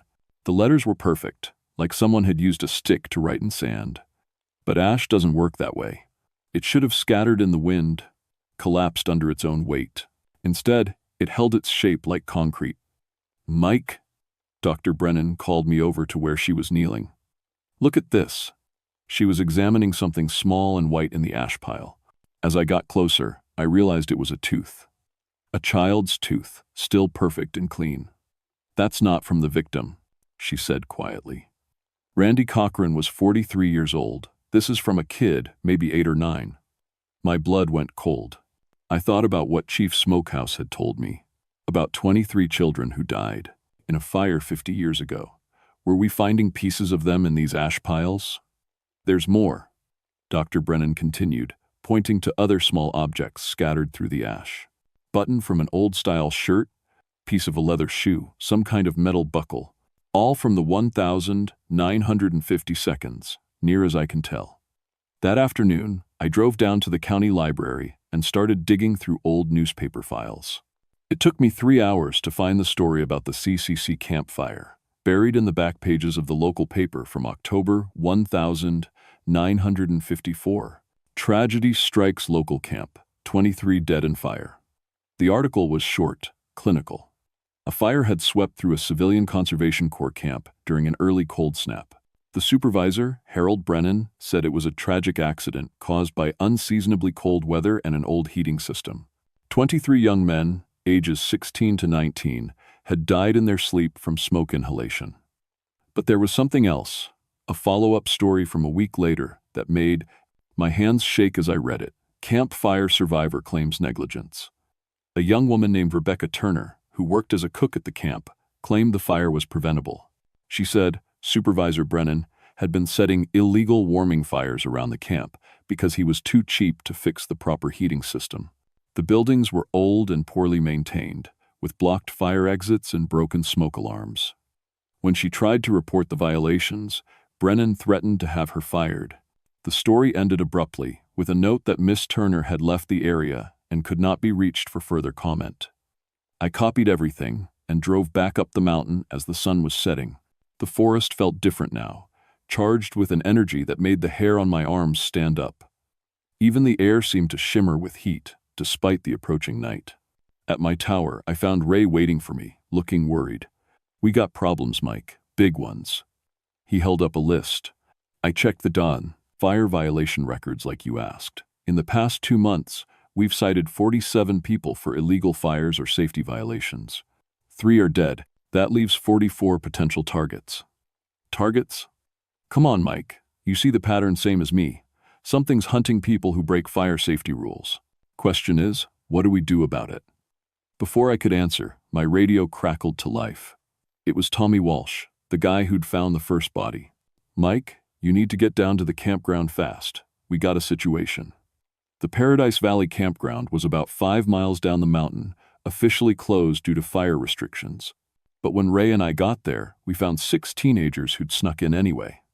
They had a big illegal campfire going, completely ignoring the burn ban. What scared me wasn't the fire itself. It was what was dancing around it. The ash children were everywhere, dozens of them, flickering in and out of visibility like heat mirages. They circled the campfire in a strange, hypnotic dance, their eyes glowing brighter with each step. The teenagers couldn't see them, but I could tell they felt something. They kept looking over their shoulders, jumpy and nervous. "Oh, hell," Ray whispered beside me. "Mike, what are those things?" Before I could answer, one of the teenagers, a kid maybe 17 years old, walked too close to the fire. An ash child reached out and touched his arm. The boy screamed and fell backward, his sleeve smoking. Where the spirit had touched him, there was a perfect handprint burned into his skin. "Everyone away from the fire!" I shouted, running toward them. "Now!" The teenagers scattered, but it was too late. The ash children were getting more solid, more real. I could see their faces clearly now, young faces, but old eyes full of anger and pain. One of them, a girl who couldn't have been more than 10 when she died, stepped directly into our path. "You let them burn," she said, her voice like the crackle of flames. "Just like he did. Just like they all do."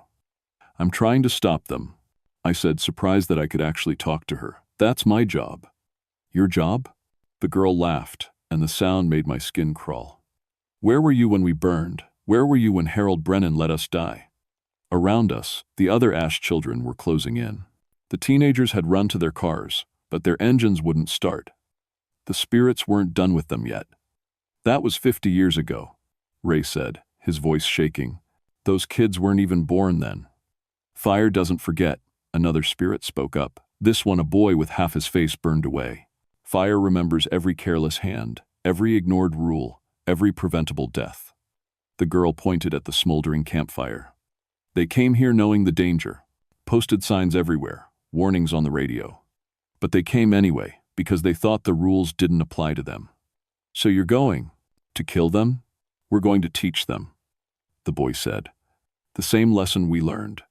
That's when I realized this was bigger than just a few random deaths. These spirits weren't just targeting individuals, they were building up to something. The question was, what and how could I stop it? The ash children began to circle us, their forms becoming more solid with each step. I felt heat radiating from them, so intense it was like standing next to a blast furnace. There's a way to stop this, I said desperately. Tell me what you want. Justice, they all said together, their voices creating a sound like a roaring fire. Justice for what Harold Brennan did. Justice for every careless flame that followed. Brennan's dead, has been for years. The girl smiled, and her teeth glowed like coals. But his son isn't. That's when I understood. Harold Brennan, Jr. He was the current state fire safety inspector. The man responsible for enforcing the very rules his father had ignored. And according to the files I'd seen, he'd been covering up violations all over the region, just like his father had 50 years ago. Where is he? I asked. Coming, the spirit said. Coming to cover up these deaths, just like Daddy taught him. But this time, we'll be waiting. The ash children began to fade back into the smoke and shadows, but their message was clear. They were planning something big, and it was going to happen soon. Ray and I helped the teenagers get their cars started and escorted them off the mountain. But as we drove away, I could see the glow of supernatural fire spreading through the forest behind us. The spirits were gathering their strength, and when Harold Brennan Jr. arrived, they'd be ready for him. The only question was whether I'd be able to stop them, or if I even should. Harold Brennan Jr. arrived the next morning with a team of federal investigators looking to contain the situation before it got out of the nest. And I knew him by reputation, a slick politician type who'd taken over his father's job and spent 30 years covering up inconvenient truths. He was exactly what I expected. Expensive suit, fake smile, and the kind of confidence that comes from never facing real consequences. Ranger Ashburner, he said, shaking my hand with a grip that was too firm and lasted too long. Heard you've been having some unusual fire deaths. Don't worry, we'll get this sorted out quickly and quietly. The word quietly made my stomach turn. I'd seen enough cover-ups to know what that meant. Ray and I showed him the crime scenes, watching as his team took their own samples and photos. Brennan kept checking his watch and making phone calls, like he had somewhere more important to be. Looks like a chemical weapon to me, he announced after a quick look at the evidence. Probably some kind of military test gone wrong. We'll handle it from here. What about the patterns? I asked. The fact that all the victims had fire violations. Brennan's smile got tighter. Coincidence. Rural areas, lots of people burn things illegally. Bound to be some overlap. That's when Dr. Brennan showed him the children's belongings we'd found in the ash. The old buttons, the leather shoe fragments, the 1,950 seconds artifacts that made no sense.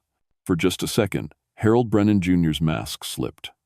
I saw fear in his eyes, the kind of fear that comes from old family secrets.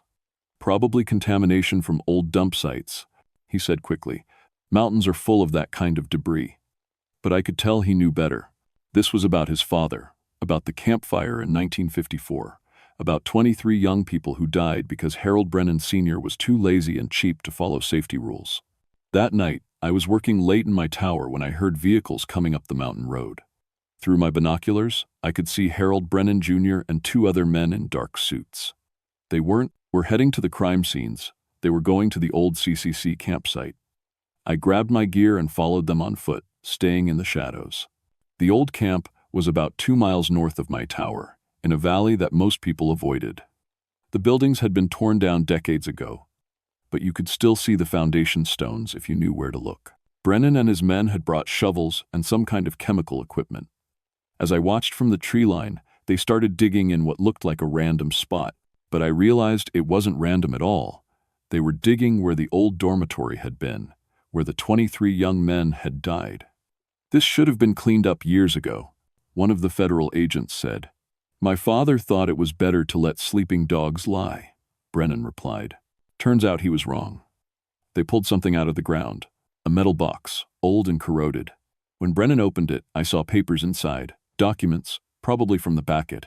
Original investigation.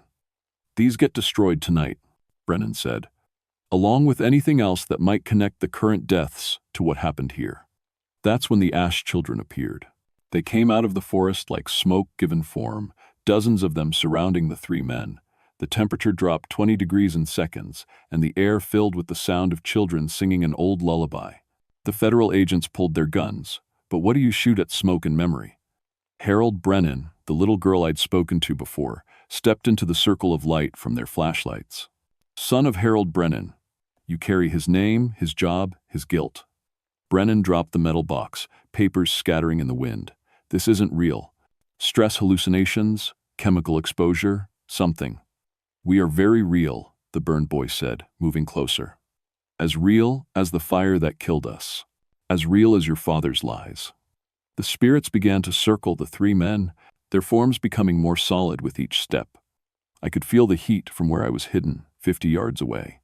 Your father let us die, the girl continued. Illegal fires, broken equipment, blocked exits. We burned alive while he slept safe in his heated cabin. That was 50 years ago, Brennan shouted. I wasn't even born. But you followed his path, the boy said, covering up violations, ignoring safety rules, protecting the guilty. How many have died because you looked the other way? I realized this was my chance. While the spirits were focused on Brennan, I could retrieve those documents, get proof of what really happened in 1954. Evidence that might finally bring justice for those dead children. I crept closer, staying low behind the old foundation stones. The papers were scattered everywhere, some already starting to smolder from the supernatural heat. I grabbed as many as I could, stuffing them inside my jacket. That's when I saw the signature on one of the reports. Harold Brennan Sr., Fire Safety Inspector. A confession, written in his own hand, admitting that he had ignored safety violations to save money, had set illegal warming fires that spread to the dormitory, had blocked fire exits to keep unauthorized personnel out. He'd known exactly what caused the fire, and he'd covered it up for 50 years. Looking for something, Mike? I turned to find Harold Brennan Jr. pointing a gun at me, his face twisted with desperation and rage. Those documents are classified federal evidence, he said. Hand them over. These kids deserve justice, I said, clutching the papers. They've been waiting 50 years for someone to tell the truth. The truth? Brennan laughed bitterly. The truth is that my father made a mistake, and I've spent my whole career making sure it never happened again. You think I wanted to follow in his footsteps? You think I enjoy covering up his mess? Around us, the Ash children had gone, silent, watching and waiting. Then stop, I said. Let the truth come out. Give these spirits what they need to rest. I can't. Brennan's hand was shaking on the gun. There's too much at stake, too many careers built on keeping this quiet. My father may have been guilty, but a lot of innocent people will go down if this comes out now. That's when I understood. It wasn't just about the 1,954 fire anymore. It was about decades of cover-ups, of violations ignored, of safety rules bent for political convenience. The supernatural deaths were just the tip of the iceberg. How many people have died because of your cover-ups? I asked. Before he could answer, the Ash children moved. Not toward him, but toward me. They surrounded us both, their eyes burning brighter than stars. Choose, the little girl said, looking directly at me. Justice for us, or mercy for him? You cannot have both. I looked at Harold Brennan Jr., sweating and desperate, holding a gun on me to protect his father's lies. Then I looked at the burned children, victims of negligence and greed who'd been denied justice for half a century. The choice was easier than I expected. I choose justice, I said, and threw the documents into the air between us. The papers burst into supernatural flame, but instead of being destroyed, they began to glow. Every word, every signature, every covered-up detail became visible in letters of fire, hanging in the air for everyone to see. Harold Brennan Jr. screamed and pulled the trigger, but his gun wouldn't fire. The Ash children had grown solid now, real enough to affect the physical world, and they weren't going to let him silence the truth anymore. Your father's confession, the girl said, pointing at the burning words. Your continued cover-up. All of it witnessed, all of it recorded. What do you want? Brennan sobbed, falling to his knees. Justice, they all said together. Justice and an end to the lies. Harold Brennan Jr. didn't burn that night. The Ash children could have killed him easily, but they chose something else instead. They chose to let him live with the truth. The supernatural fire that consumed the documents also somehow transmitted their contents to every media outlet and government office in 3 states. By morning, the 1954 cover-up was front-page news, along with evidence of 30 years of continuing violations and ignored safety rules. Brennan was arrested before noon, charged with falsifying federal documents and criminal negligence in 17 fire-related deaths. The investigation would eventually bring down half the state fire safety department and lead to the largest reform of fire codes in Virginia history. But more importantly, the truth was finally out. 23 young men had died in a preventable fire, and their story would no longer be hidden. That night, I went back to the old campsite one last time. The Ash children were there, but they looked different now. Peaceful. Their eyes no longer burned with rage, and when they moved, it was like dancing instead of hunting. "Thank you," the little girl said, though she looked less little now, more like the teenager she would have been if she'd lived. "We can rest now." "What happens to the mountain?" I asked. "We'll still be here," the boy said, his burned face somehow beautiful in the moonlight. "But we'll be guardians now instead of hunters, watching over the forest, protecting it from careless fire."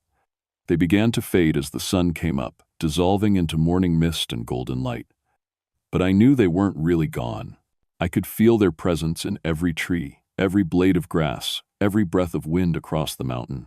The wildfire danger that had threatened the region all summer suddenly broke. The supernatural heat that had been building for weeks dissipated, replaced by a cool breeze that carried the scent of rain. By afternoon, clouds were building on the horizon. I kept working as a ranger for another 10 years after that, but my job changed. I became something like a bridge between the fire service and the Cherokee Nation, learning traditional fire management techniques that had been forgotten for generations.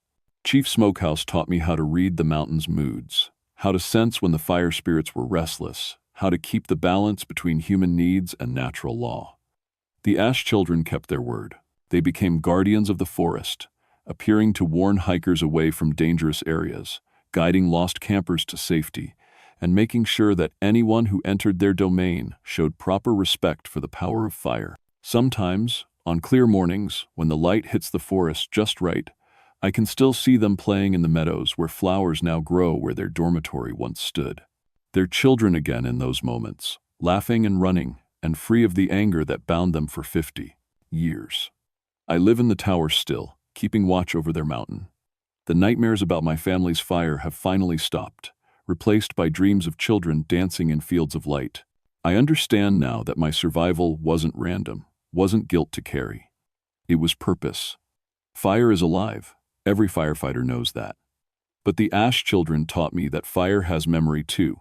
It remembers every life lost to negligence, every safety rule ignored, every preventable tragedy. That memory burns eternal, seeking justice, seeking balance, seeking the respect that fire demands and deserves. Now I tend fires the Cherokee way, with ceremony and reverence and understanding, because the spirits of those lost children are still watching, still protecting these mountains from the careless flames of the living. And sometimes, when the wind is just right, I swear I can hear them singing.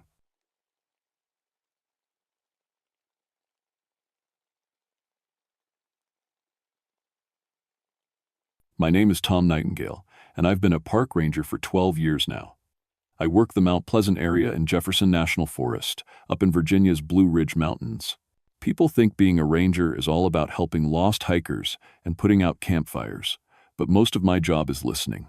Listening to the forest, to what the animals are telling me, to the sounds that don't belong. I'm good at listening because I have to be. Lost most of my hearing in my left ear during a mining accident years back, before I got smart and went back to school for my biology degree. The accident made my right ear work overtime, picking up sounds other people miss. My wife Sarah used to tease me about it. She'd whisper something from across the room, and I'd hear every word. Sarah's been gone 3 years now, car accident on a rainy night coming back from her sister's place. I don't talk about it much, but living alone in these mountains gives you too much time to think. Just me and Echo now. That's my rescue dog, part German Shepherd, part something smarter than me. Echo showed up at my cabin door 2 winters ago, half-starved and shaking. Figured we were both broken enough to help each other heal. The cabin sits about 18 miles from the nearest town, right where the cell towers can't reach. I like it that way. Got my radio for emergencies, my research equipment for work, and enough books to last through the long winters. I study animal sounds. I elk call to their herds, how bears warn their cubs, how the forest talks to itself. It's peaceful work, usually. But this November started different. The first thing I noticed was Echo. He's always been a calm dog, steady as they come. But 3 weeks ago, he stopped sleeping through the night. Started pacing around the cabin, whining at the windows, hackles up like something was prowling outside. When I'd check with my flashlight, there was never anything there. Just the usual November fog rolling through the valleys. Then the birds stopped singing. I know that sounds like something from a bad movie, but it's true. One day, I'm hearing the normal morning chorus, 1B6, cardinals, blue jays, woodpeckers doing their thing. The next day, nothing. Complete silence except for the wind through the trees. In 12 years up here, I've never seen wildlife just leave. Not without a reason. My job involves setting up acoustic monitoring stations throughout the forest. Little boxes with microphones and recording equipment that capture sound 24 hours a day. We use the data to track animal populations, monitor mating seasons, that sort of thing. Scientific stuff that makes sense on paper and keeps the university funding coming in. The recordings from the past 3 weeks don't make sense. I first noticed it while reviewing the data from Station 7, up on the North Ridge. Mixed in with the usual wind and tree sounds was something else. Something that sounded almost like singing, but not bird songs or the kind of calls animals make. Human singing, a woman's voice, soft and sad like she was mourning something. The weird part was the timestamps. The voice showed up on recordings at 3:17 a.m., 3:17 p.m., always exactly 17 minutes past the hour. And it was always the same melody, though I couldn't make out words. The songs lasted exactly 4 minutes and 23 seconds, then stopped mid-note, like someone had turned off a radio. I figured maybe someone was camping illegally in the area. Wouldn't be the first time hikers decided to make their own rules about where to pitch a tent. But when I hiked up to Station 7 to investigate, there was no sign of recent human activity. No footprints, no fire circles, no trash, nothing. Echo wouldn't even get close to that area. Smart dog like him, I usually trust his instincts. But I had to do my job, so I left him tied to a tree about 50 yards back and went to check the equipment myself. Everything was working perfectly.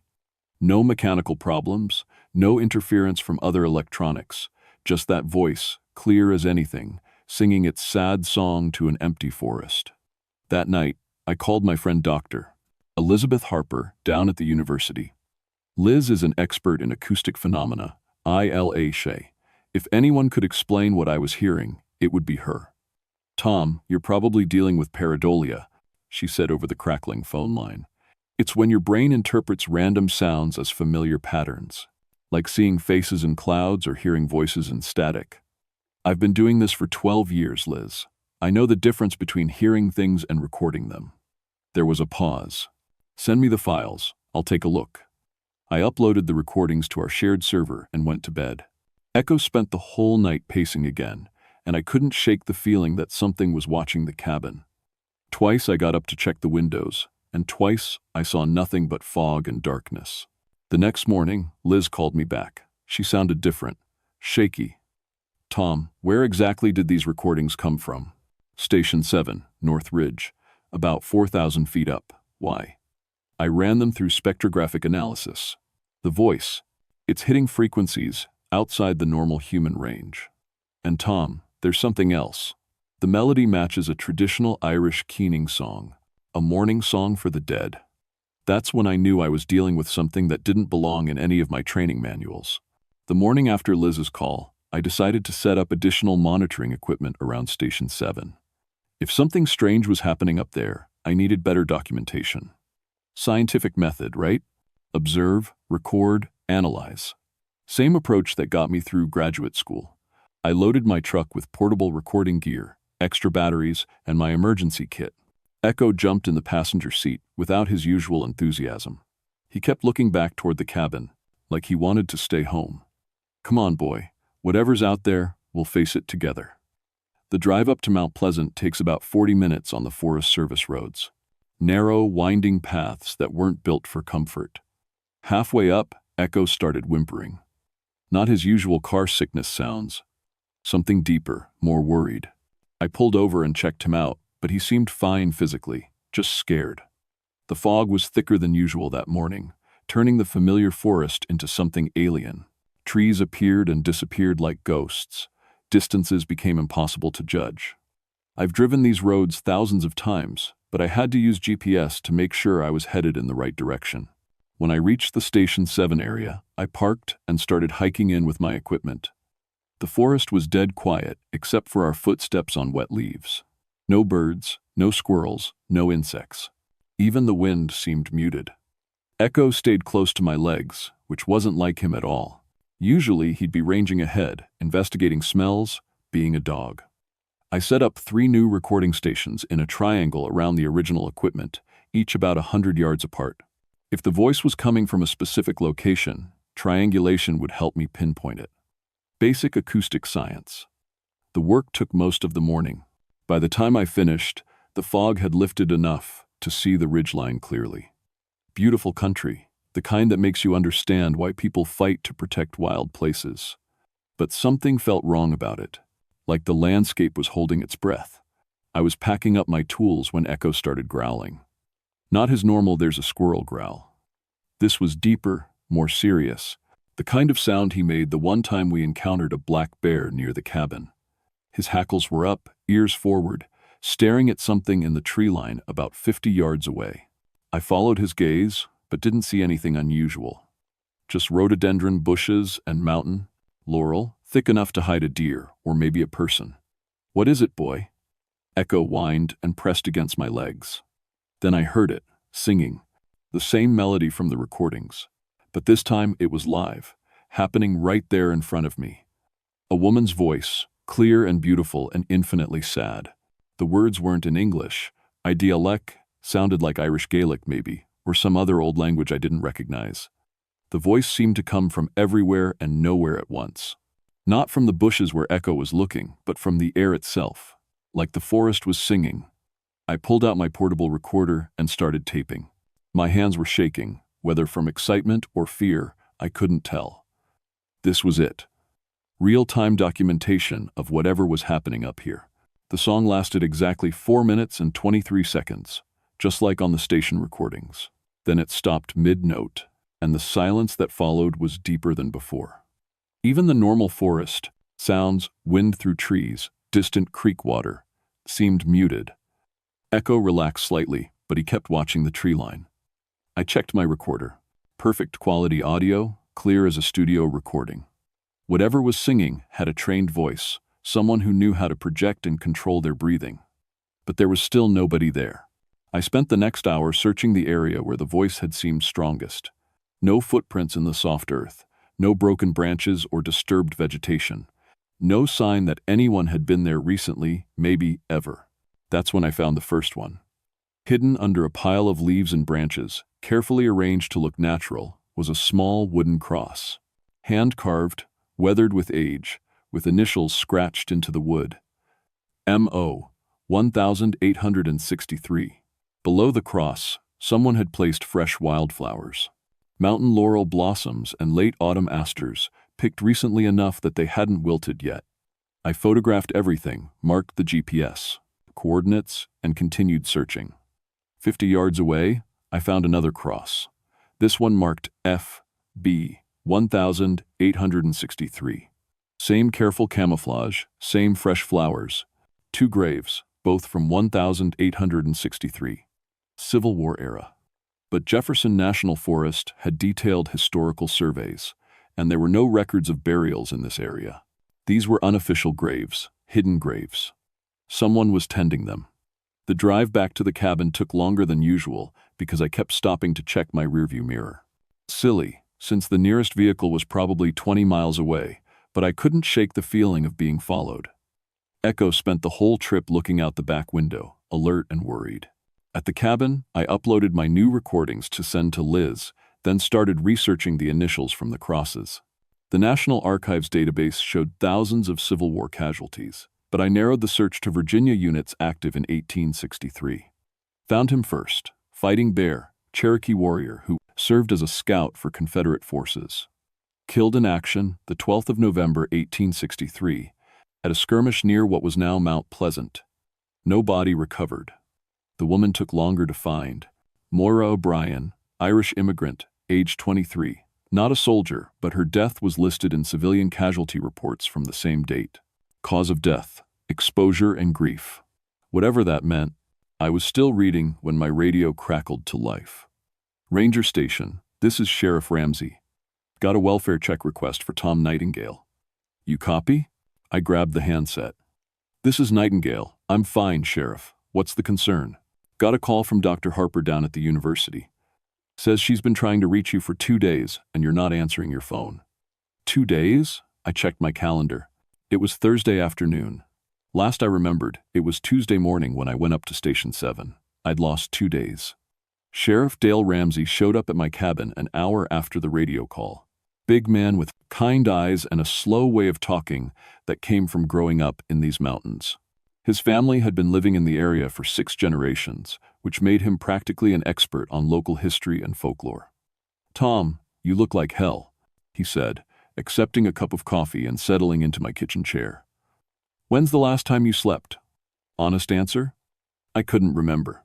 The past few days felt like a blur of hiking, recording, researching. But apparently I'd been doing it for longer than I thought. Dale, what do you know about the Civil War history up on Mount Pleasant? His expression changed, got more serious. Depends what you're asking about. The official stuff or the stories my grandmother used to tell? Both. He sipped his coffee and looked out the window toward the mountains. Official records show a small engagement in November 1863. Confederate scouting party got caught by Union cavalry. Dozen men killed, maybe more. Bodies never recovered because a Deecher blizzard hit right after. What about the stories? Well, now that's different. Dale leaned back in his chair. My grandmother used to say there was a Cherokee warrior working with the Confederates. Good tracker. Knew these mountains better than anyone. Had himself an Irish girlfriend, lived in a cabin up near where your Station 7 is now. Echo, who'd been lying by the fire, suddenly stood up and started pacing. His ears were forward, listening to something I couldn't hear yet. Dale continued. Story goes, the warrior promised to come back after the war. Girl waited and waited, through winter and into spring. When word came that he'd been killed, she couldn't handle it. She died of grief? In a manner of speaking, grandmother always said she died calling for him, singing these old Irish songs for the dead, and that she never stopped. Echo whined and moved to the window. Outside, fog was rolling in thick, even though it was only mid-afternoon. Dale, I've been hearing singing up on that mountain. Woman's voice, Irish-sounding songs. The sheriff's cup stopped halfway to his mouth. You been hearing the morning woman? Before I could ask what he meant, Echo started barking. Not his normal bark, something desperate and warning. Both Dale and I went to the window. There, standing at the edge of the clearing, about 30 yards from the cabin, was a woman. She wore a long dress that looked like it belonged in an old photograph. Dark hair hung loose around her shoulders. Even through the fog, I could see that she was beautiful. But there was something wrong with the picture. Like she was slightly transparent, or like I was seeing her through water. She was singing the same melody I'd been recording, but now I could hear it clearly. Words in Irish Gaelic, sad and haunting. A funeral song, a song for the dead. Jesus Christ, Dale whispered. He'd gone pale. I grabbed my portable recorder from the kitchen table. You see her too? Yeah, I see her. That was a relief. For the past few days, I'd started wondering about my own sanity. The woman, Moira, had to be Moira, raised one hand toward the cabin. Not waving, more like pointing. Her mouth never stopped moving with the song, but her eyes were fixed on mine. Even at that distance, I could see the sadness in them. Bottomless grief that made my chest ache just looking at her. Echo's barking got more frantic. He was scratching at the door now, wanting out, but also wanting to run. Fight or flight, can't decide which. Don't go out there, Dale said quietly. My grandmother always said the mourning woman only appears when someone's about to die. The singing stopped. Moira lowered her hand, took one step backward, and disappeared. Not like she walked away, more like she faded out, becoming part of the fog until there was nothing left but empty clearing. Echo stopped barking and whined, pressing against my legs. Who's going to die? I asked. Dale was already reaching for his radio. I need to check on the elderly folks living up this way. Mrs. McDonnell, the Hendricks, couple others. It took us an hour to make the rounds. Mrs. Iris McDonnell lived closest, about 5 miles down the mountain in a house that had been in her family for 8 decades. 87 years old, sharp as a tack, with the kind of mountain wisdom that came from watching the world change around you. We found her sitting on her front porch, rocking slowly and staring up toward Mount Pleasant. Mrs. McDonnell, Dale called as we pulled up. You doing all right? She smiled, but it was a sad smile. Oh, I'm fine, Sheriff. Just listening to the singing. My blood went cold. You heard it too? Been hearing it for 3 days now. She's calling for someone, you know, calling them home. Dale and I exchanged looks. Who's she calling, Mrs. McDonnell? The old woman's rocking chair creaked as she, 5 or Y, leaned forward. Well, that depends. Could be calling for her lost love. Could be warning about someone else fixing to pass. The mourning woman, she serves both purposes. You know about her? I asked. Child, my grandmother taught me about her when I was knee-high. O'Brien women have been hearing that voice for more than 100 years. We're the ones supposed to help her. Help her how, Mrs. McDonnell stood up slowly, her joints protesting. Come inside, time you learned the whole story. Her kitchen was like stepping back in time. Wood-burning stove, hand-pumped well water, photographs on the walls showing generations of the same family in the same house. She put on a kettle for tea and gestured for us to sit at a table that looked like it had been carved from a single piece of oak. Moira O'Brien was my great-great-grandmother's cousin, she began. Came over from Ireland in 1858, young and full of dreams. Ended up falling in love with a Cherokee man named, Fighting Bear. Beautiful couple, from what I heard. But love across cultures wasn't easy in those days. The kettle whistled, and she poured water over loose tea leaves. The ritual gave her time to think about her words. When the war started, Fighting Bear felt obligated to serve. Cherokee had complicated reasons for picking sides, but he chose the Confederates. Promised Moira he'd come back when it was over. But he didn't, I said. No. Killed in a skirmish right there on Mount Pleasant, November 12th, 1863. Moira, she couldn't accept it. Kept waiting, kept calling for him with the old songs her mother taught her. Songs to guide the dead home. Mrs. McDonnell poured tea into 3 mismatched cups. She died that winter, still calling. And she never stopped. Dale leaned forward. Why is she appearing now? Tom's been hearing her for weeks. The old woman looked at me with sharp eyes. Because something's wrong up there. The balance is broken. Moira can only appear when there's great sadness, or when someone needs warning. If she's been singing for weeks. She didn't finish the sentence, but I understood.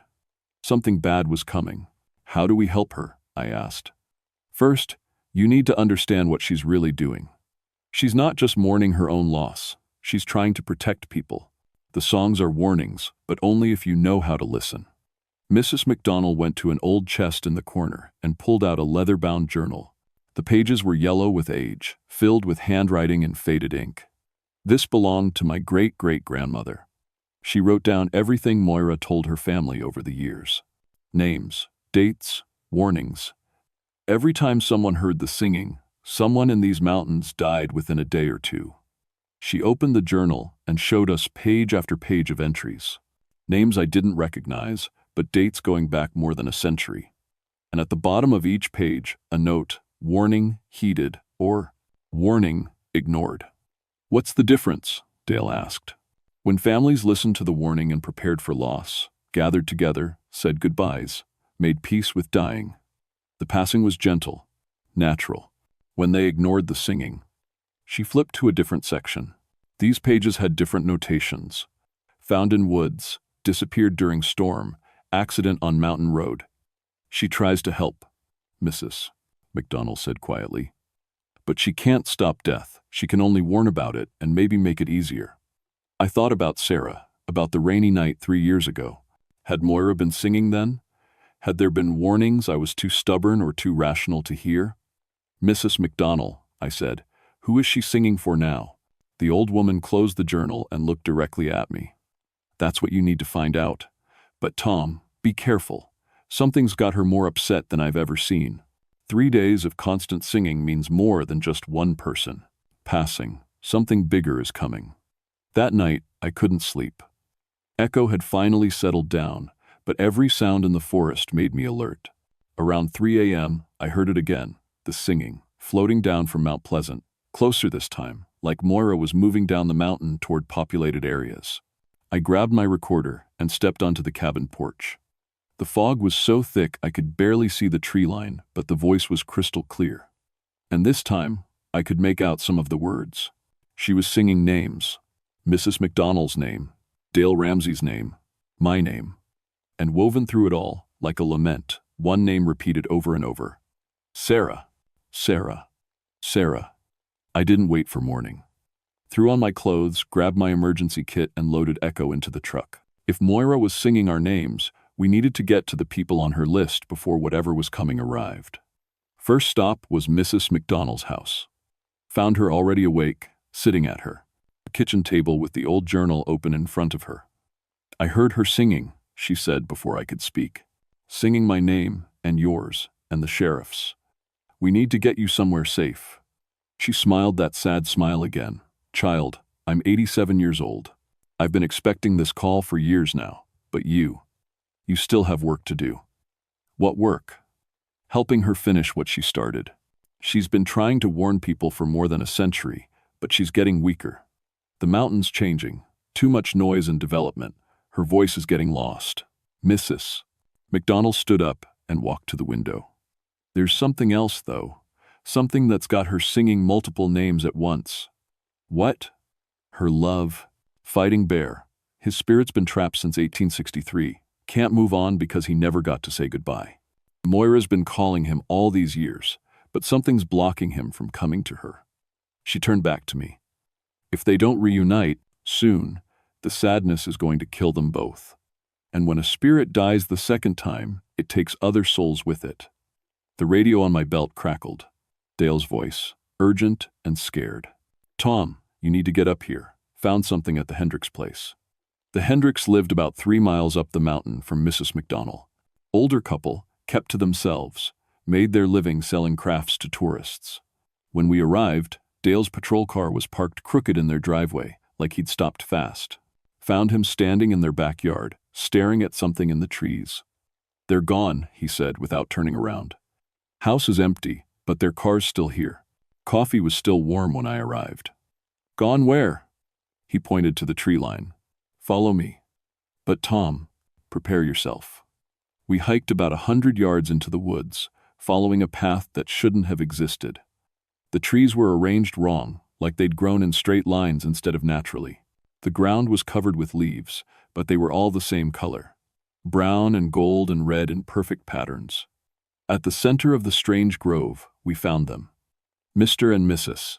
Hendricks, sitting peacefully against a large oak tree. They looked like they were sleeping, except for the expressions on their faces. Complete peace. Like they'd found the answer to every question they'd ever had. They weren't breathing. Jesus, Dale whispered. What happened to them? I knelt down and checked for pulse, signs of life. Nothing. But their skin was still warm, and there were no marks of violence. No signs of struggle. They'd just stopped. Echo whined and backed away from the grove. Smart dog. That's when I noticed the flowers. Scattered around the base of the oak tree were fresh wildflowers. Mountain laurel and autumn asters, arranged in careful patterns. The same flowers I'd found at the hidden graves on Mount Pleasant. She's collecting them, I said. What? Moira. She's not just warning about death anymore. She's gathering people. Look at their faces, Dale. They're happy. And they were. Both elderly people wore expressions of perfect contentment, like they'd been given the most beautiful gift in the world before they died. My radio crackled again. Different voice this time, emergency dispatcher. All units, we have multiple missing persons reports in the Mount Pleasant area. Elderly residents, last seen yesterday evening. Families are requesting immediate search and rescue. Dale and I looked at each other. How many missing? Dale asked into his radio. 7 confirmed so far, all over age 70, all living in isolated mountain properties. 7 people, plus the Hendricks maid 9, all taken in one night. Tom, Dale said quietly, this isn't normal death. Something's hunting. We hiked back to his patrol car and started making rounds to the other isolated properties. Found the same thing. At each location, houses empty but undisturbed, vehicles still parked, fresh coffee or half-eaten meals left behind. No signs of violence or forced entry. The people had just walked away from their lives and into the forest. At the 4th house, we found something different. Scratch marks in the dirt near the back door, leading into the woods. But not animal tracks, human fingernails, like someone had been dragged and tried to fight back. This one didn't go willingly, Dale said. We followed the trail into the trees. It led uphill, toward Mount Pleasant, through terrain that would be difficult for elderly people to navigate. After about a mile, the scratch marks stopped, replaced by normal footprints walking calmly in the same direction. Whatever had taken the people could change their minds about resisting. The trail ended at a clearing I'd never seen before, despite 12 years of hiking these mountains. In the center stood an enormous white oak, bigger around than my cabin. Its branches reached up into the fog so high I couldn't see the top. At the base of the tree sat 7 people. They were alive, but barely, eyes closed, breathing slow and shallow, like they were in some kind of trance. Fresh flowers covered the ground around them in intricate patterns. And standing behind the tree, barely visible through the mist, was Moira. She was more solid now, more real-looking than before. The sadness in her face had been replaced by something else. Determination, purpose. When she saw us, she stepped forward and spoke. Her voice was clear, with a musical Irish accent. You came. I was hoping you would. Dale reached for his gun, but I put a hand on his arm. Wait. Let her talk. These people, Moira gestured to the elderly folks sitting around the tree. They're dying anyway. Cancer, heart disease, organs failing. I can see death coming for them, and it's not peaceful. Not natural. She moved closer, and I could see, through her, to the trees behind. But if they pass while connected to this place, connected to Fighting Bear's spirit, their deaths can give him strength to break free. And once he's free, you can both move on, I finished. Yes, but there's a problem. Her beautiful face crumpled with fresh grief. I'm not strong enough to hold them all. The life is draining out of me too fast. I need someone to anchor me to this world, while Fighting Bear gathers enough strength. Dale shifted nervously. What kind of anchor? Moira's eyes fixed on mine. Someone who understands loss. Someone who's already touched by death but still has enough life to share. She meant me. Of course she meant me. If I help you, I said, what happens to me? I don't know. Maybe nothing. Maybe you join us. Maybe you become something in between. Her voice got softer. Your wife, Sarah, she's been trying to reach you for 3 years. If you help us, you might finally hear her voice. The mention of Sarah hit me like a physical blow. Echo whined and pressed against my legs, sensing my pain. Sarah's dead. Death isn't the end, Tom. You know that now. You've been hearing my voice, seeing me, understanding that love doesn't stop just because the heart stops beating. Moira knelt down in front of me. Help me save Fighting Bear, and I'll make sure you and Sarah can say goodbye properly. Dale grabbed my shoulder. Tom, don't listen to her. This is how people disappear in these mountains and never come back. But I was already reaching out to touch Moira's hand. The moment our skin made contact, the world changed. The mountain exploded with sound. Not noise, music. Every tree, every rock, every blade of grass was singing in harmony. I could hear the mountain's heartbeat, feel the ancient Cherokee spirits who'd been sleeping in the stone, sensed the pain of the soldiers who died there more than a century ago. And through it all, fighting. Bear's voice, calling out in languages that predated English by thousands of years. Moira's hand in mine felt solid and warm, not ghostly anymore. The 7 elderly people around the oak tree began to glow with soft light, their life force flowing into the grove like water into a reservoir. But something was wrong. I could feel myself being drained too, my own life energy being pulled toward the enormous oak tree. Moira had been honest. She didn't know what would happen to me. Tom? Dale's voice sounded distant, like he was calling from the bottom of a well. Tom, fight it. I tried to let go of Moira's hand, but our fingers were locked together by something stronger than muscle. Around us, the fog began to swirl in patterns, and I could see shapes moving in the mist. Other spirits, other people who'd been taken by the mountain over the years. They were all looking at me with the same expression, hope. Don't be afraid, Moira whispered. Fighting Bear is almost here. Can you feel him? I could.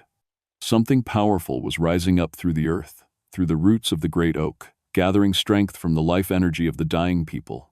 But it wasn't malevolent. It felt grateful. The tree began to glow, soft white light emanating from its bark. The glow spread outward, touching each of the elderly people, and their faces became peaceful. No longer the blank expression of trance, but genuine contentment. One of them, Mrs. Patterson, who lived about 10 miles north, Hios, opened her eyes and smiled at me. Thank you, young man, she said clearly. I've been in so much pain. This is better. Then she closed her eyes, took a deep breath, and simply stopped. Her life force flowed into the tree like visible light. One by one, the others followed. Peaceful passings, natural and gentle, the way death was supposed to be. Their energy joined the growing power in the oak, and with each addition, I could feel Fighting Bear getting stronger. Finally, he broke through. The Cherokee warrior materialized beside the tree, tall and strong, wearing traditional clothing from the 1862nd. His face was kind but marked by over a century of separation and longing. When he saw Moira, his expression transformed into pure joy. They ran to each other and embraced, and the mountains sang with happiness. But I was still connected to them, still being drained. My legs gave out and I fell to my knees, feeling my life force flowing away. That's when I heard Sarah's voice. Tom, look at me. She was standing beside Echo, one hand resting on my dog's head. Beautiful as ever, wearing the blue dress she'd had on the night she died. But unlike Moira and Fighting Bear, Sarah looked completely solid, completely alive. Sarah? My voice came out as a whisper. I've been trying to reach you for 3 years, but you were too angry to listen, too guilty. She knelt down beside me. I need you to forgive yourself, love. My death wasn't your fault. I should have driven that night. Should have picked you up myself, instead of letting you drive in the rain. And then we might have both died. Tom, sometimes terrible things just happen. There's no one to blame. She touched my face, and her hand was warm and real. But you have to let me go now. You have work to finish here. Fighting Bear and Moira approached us, their hands still clasped together. The Cherokee warrior spoke in accented English. Your sacrifice has freed us both. We are forever in your debt. But more than that, Moira added, you've restored the balance to this mountain. The protective spirits are awake again. No one will die alone or in fear here anymore. I looked around the clearing. The 7 elderly people were gone, but somehow I knew they were at peace. The oppressive sadness that had hung over the mountain for weeks was lifting, replaced by something gentler. What happens now? I asked.